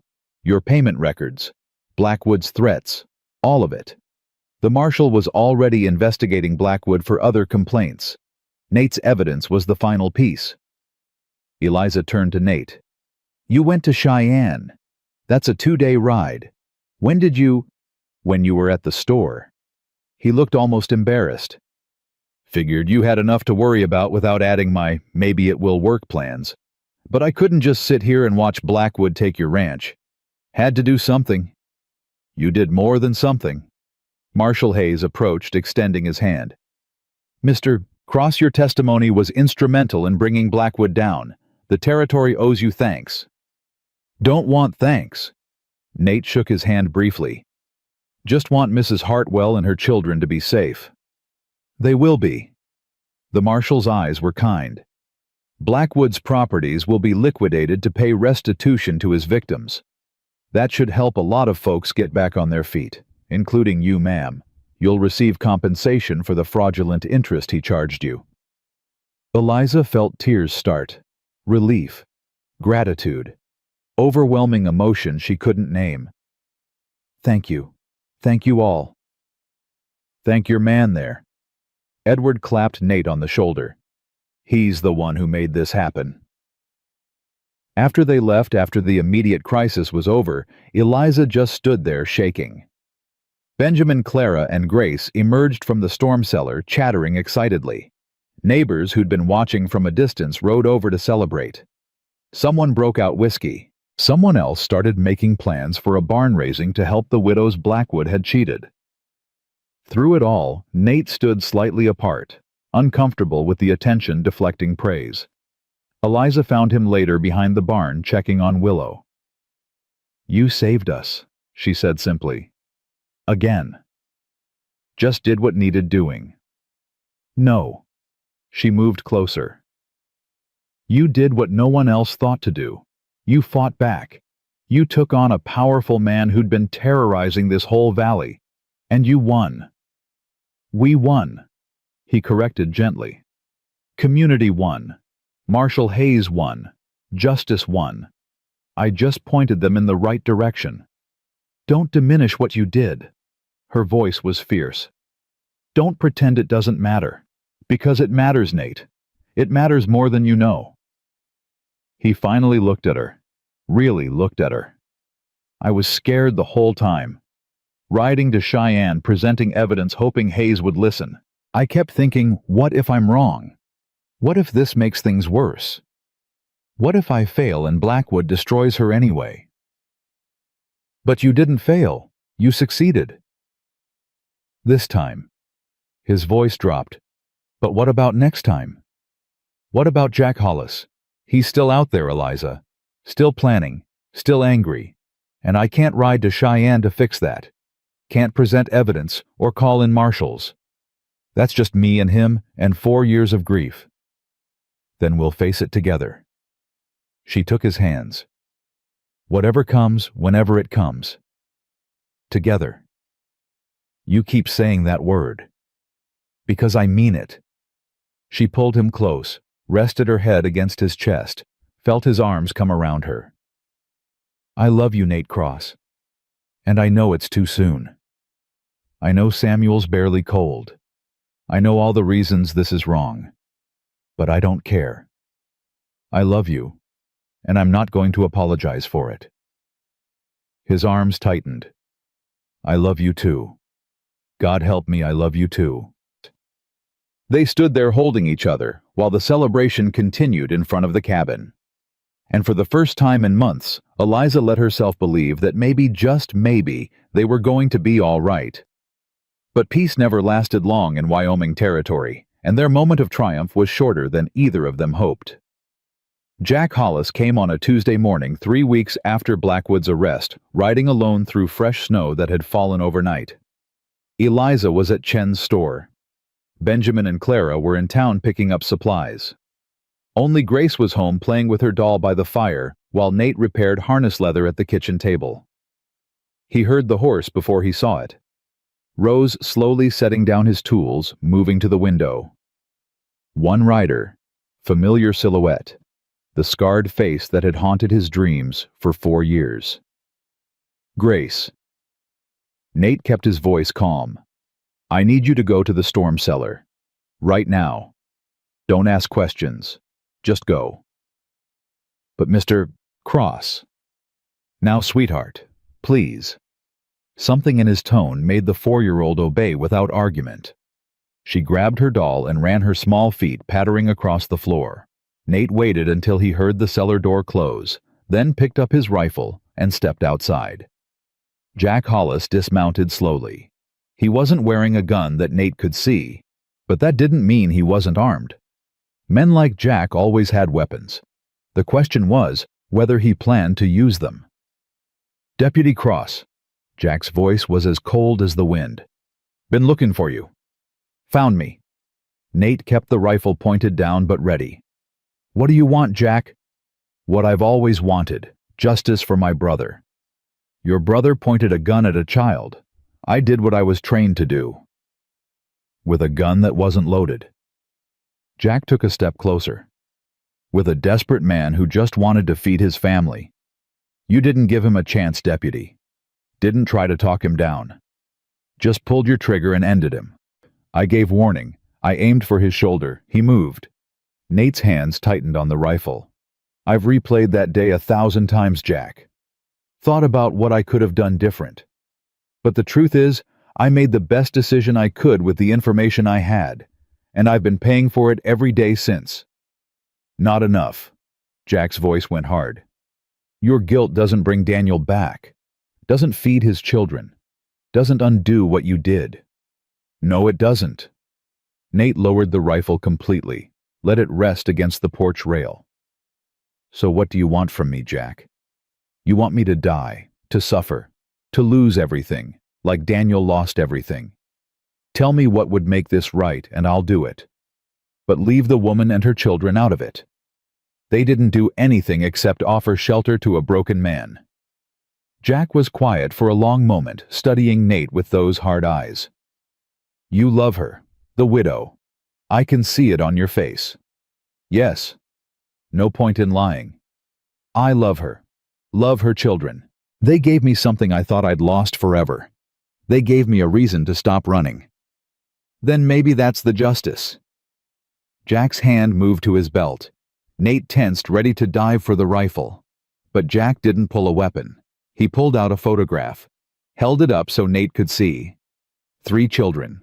Young, clean, smiling. standing in front of a white building with a woman in a nun's habit.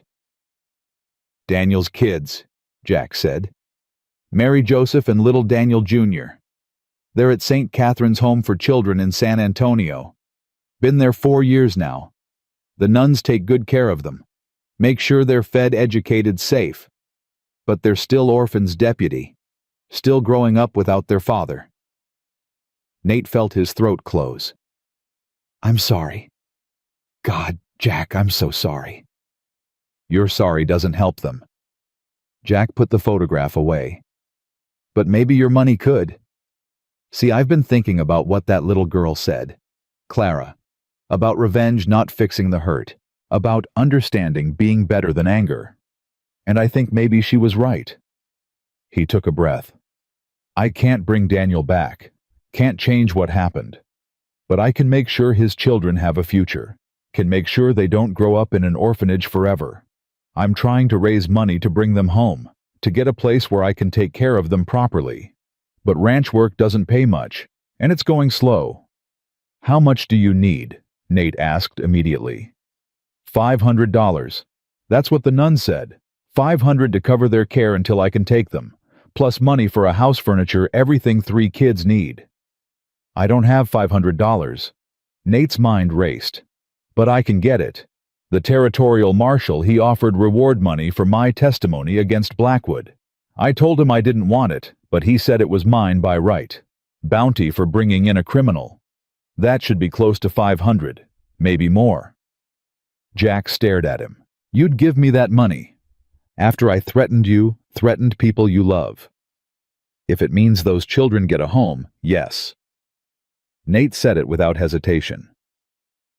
"Jack, I can't undo what I did. Can't bring Daniel back. But if I can help his children, if I can give them something good out of something terrible, then that's what I'll do. It's not justice, it's not enough, but it's something." Jack's scarred face worked with emotion. Why would you do this?" "Because Clara was right. Because revenge doesn't fix anything. And because I've spent 4 years running from my guilt instead of trying to make something good from it." Nate took a step forward. "Let me help you, Jack. Let me help Daniel's children. Not because it absolves me. Not because it makes what I did okay. But because it's the right thing to do. Because those kids deserve a chance." Jack pulled out the photograph again. Stared at it for a long moment. When he looked up, his eyes were wet. "Daniel would have liked you," he said roughly. "Would have said you were a good man in a bad situation. I was so angry I couldn't see that. Couldn't see anything except my need to hurt you back. But maybe—" He stopped, started again. "Maybe it's time I stopped being angry and started being the uncle those kids deserve. The uncle who brings them home instead of chasing ghosts. You're a good man, Jack Hollis." Nate extended his hand. "Your brother was lucky to have you." Jack took the hand, shook it firmly. "I'm sorry. For threatening your people. For making you live in fear. For all of it. I understand why you did it." Nate gripped his hand hard. "And I don't blame you. But Jack, those children in that photograph, they need you more than Daniel's memory needs revenge. Don't let anger steal any more years from them. Or from you." "I won't." Jack released his hand. "I'll write to the nuns today. Tell them I'm coming. Tell them Uncle Jack is finally ready to bring them home." He mounted his horse, started to ride away, then turned back. "Deputy, thank you for giving me a reason to let go of the hate. For helping me remember what matters. You did that yourself." Nate's voice was rough. "I just gave you an excuse." After Jack left, Nate stood on the porch for a long time, letting the cold wind clear his head. Then he went to the storm cellar and opened the door.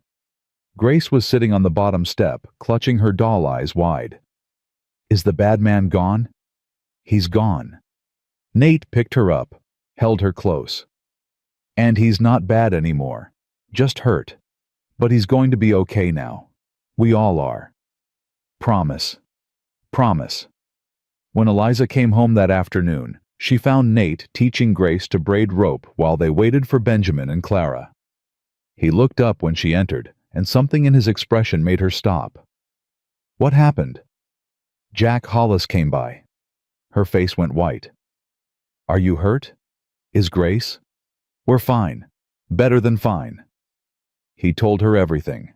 The conversation, the photograph, the agreement, the money that would bring 3 orphan children home to their uncle. Eliza sank into a chair. You gave him your reward money, all of it. Not yet, but I will. Soon as the marshal processes the paperwork. Nate kept braiding his hands steady. It's the right thing to do, Eliza. Those kids deserve a home, and I deserve to help give them one. What about us? Her voice was small. That money could have bought breeding stock, could have expanded the ranch, could have secured our future. Our future's already secured. He looked at her directly. We've got land. We've got each other. We've got community support and clean consciences. That's more wealth than most people ever see. Those children have nothing except an uncle who loves them and nuns who do their best. The money matters more to them than it does to us. Eliza was quiet for a long moment. Then she smiled, and it was the most beautiful thing Nate had ever seen. You're right. Of course you're right. And Samuel would have done the same thing. He always said money spent helping others was the best investment a man could make. Smart man, your Samuel. He was. She came to him, wrapped her arms around his waist, pressed her face against his chest. And so are you, Nate Cross. So are you. Grace looked between them. Does this mean Mr. Cross is staying forever? Eliza and Nate exchanged glances. Do you want me to stay forever? He asked the little girl. Yes, and I want you to marry Mama and be our new papa, because we love you and you love us, and that's what families do. Grace. Eliza's face flushed. That's not... Actually, Nate interrupted. I think Grace might be onto something. He pulled away, gently reached into his pocket, drew out something small wrapped in cloth. I was going to wait. Make it proper. But if we're talking about forever... He unwrapped the cloth to reveal a ring. Simple silver with a small blue stone. It was my mother's. Only thing I kept from Missouri. Been carrying it for 4 years, waiting for the right moment. The right person. And Eliza, you're that person. You and your children. You're everything I've been looking for without knowing I was looking. He took her hand. I know it's too soon. I know Samuel's barely gone. I know all the reasons you should say no. But I'm asking anyway. Marry me, Eliza Hartwell. Let me be a father to your children and a husband to you. Let me spend the rest of my life trying to deserve the second chance you've given me. Eliza stared at the ring, at his face, at Grace bouncing with barely contained excitement. Tears started, but they were good tears, happy tears. Yes. The word came out choked. Yes, I'll marry you. He slipped the ring on her finger. It fit perfectly, like it had been made for her. Then he kissed her properly deeply while Grace cheered and clapped her hands. When Benjamin and Clara came home an hour later, they found the 3 of them planning a wedding. Finally, Clara's voice was smug. I was wondering how long it would take you 2 to figure it out. Benjamin just grinned and shook Nate's hand with solemn formality. Welcome to the family, Mr. Cross. Or should I call you Pa now? Nate's eyes went suspiciously bright. Pa works. If you're comfortable with it. I am. Benjamin's voice cracked. I really am. They married 2 weeks later at the church in town with half the territory in attendance. Ruth Chen stood up for Eliza. Marshall Stone stood up for Nate. Benjamin, Clara, and Grace sat in the front row, wearing new clothes Ruth had helped sew, beaming with pride. Reverend Walsh kept the ceremony short and sweet, talking about second chances and love that survives hardship and communities that support their own. When he pronounced them husband and wife, the church erupted in applause. The celebration afterward lasted until dark. Edward Chen brought food. The neighbors brought music. Someone set up tables outside the church, and suddenly there was dancing and laughter and joy that had been missing from Bitter Creek for too long.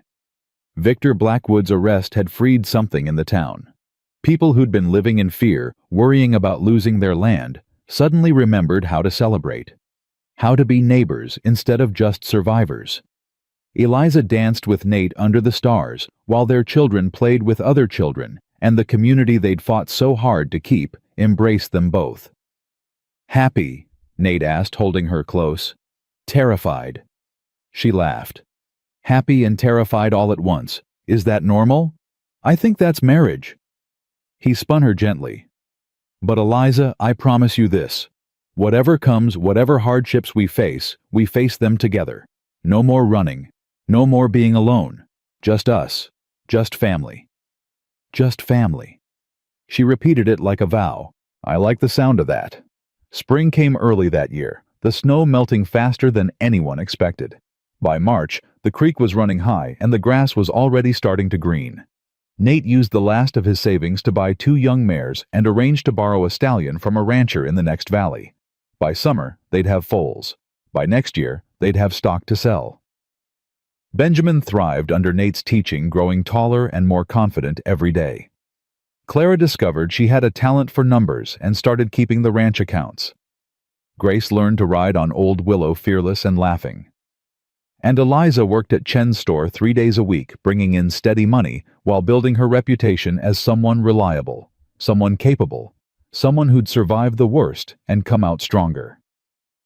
One evening in late April, they sat on the porch together watching the sunset while the children played in the corral. Nate's arm was around Eliza's shoulders. Her head rested against his chest. Everything was quiet except for the children's laughter and the evening birds and the soft sound of wind through grass. "I got a letter today," Nate said quietly, "from Jack Hollis." Eliza tensed. "And?" "He got the children. Brought them home to a little ranch he bought near San Antonio. Says they're adjusting well. Mary wants to learn to ride. Joseph's interested in carpentry. Little Daniel follows Jack everywhere like a shadow." "That's wonderful." "He sent something else, too."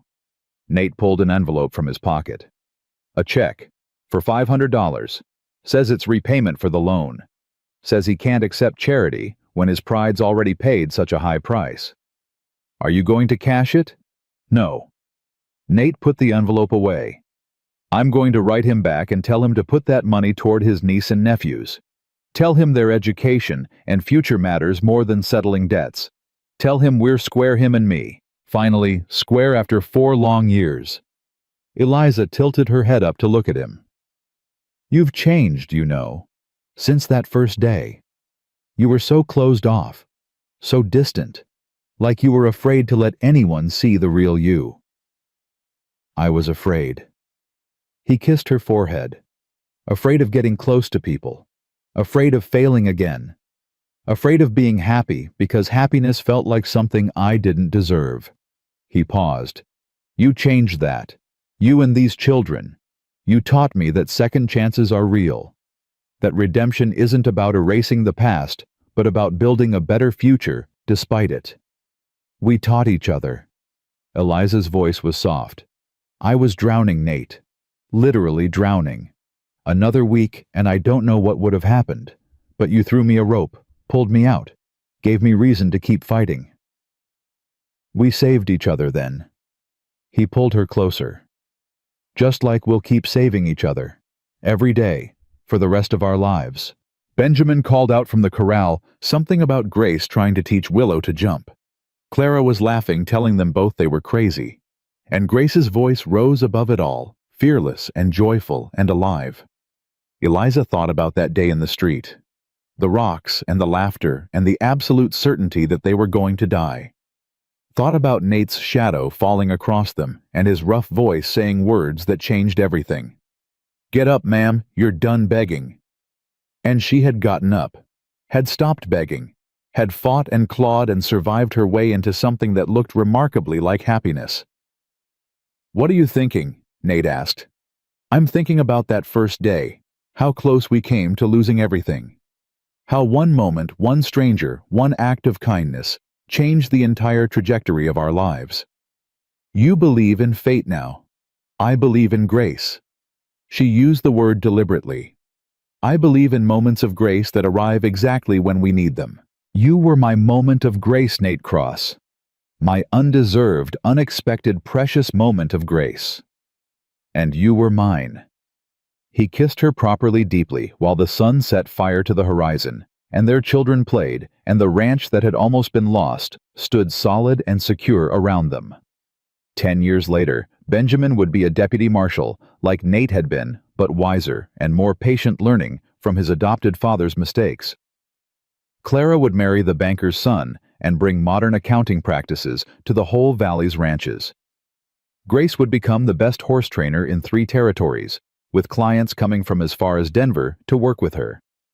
And Eliza and Nate would add 3 more children to their family, a boy named Samuel, who had his father's eyes, and twin girls, who kept everyone running and laughing and grateful for the chaos that came with love. But that was all in the future, unknown and unpromised. Tonight, this moment was enough. Was everything. They sat together on their porch, watching their children play, and Eliza remembered the promise Nate had made that first night when he'd given them food and hope and reasons to believe tomorrow might be better. Then you'll eat beside me from now on. And they had. Every single day. Through hardship and triumph, through fear and joy, through every challenge life threw at them, they had eaten beside each other, had stood beside each other, had loved beside each other. That was the promise that mattered. Not the grand gestures or the dramatic rescues, but the daily choice to show up, to stay, to keep choosing each other even when it was hard. Especially when it was hard. I love you, Eliza said suddenly, fiercely. I love you so much it scares me sometimes. I love you too. Nate's voice was steady, certain. And Eliza, you don't have to be scared anymore. I'm not going anywhere, not ever. This is where I belong. With you. With them. This is home. Home.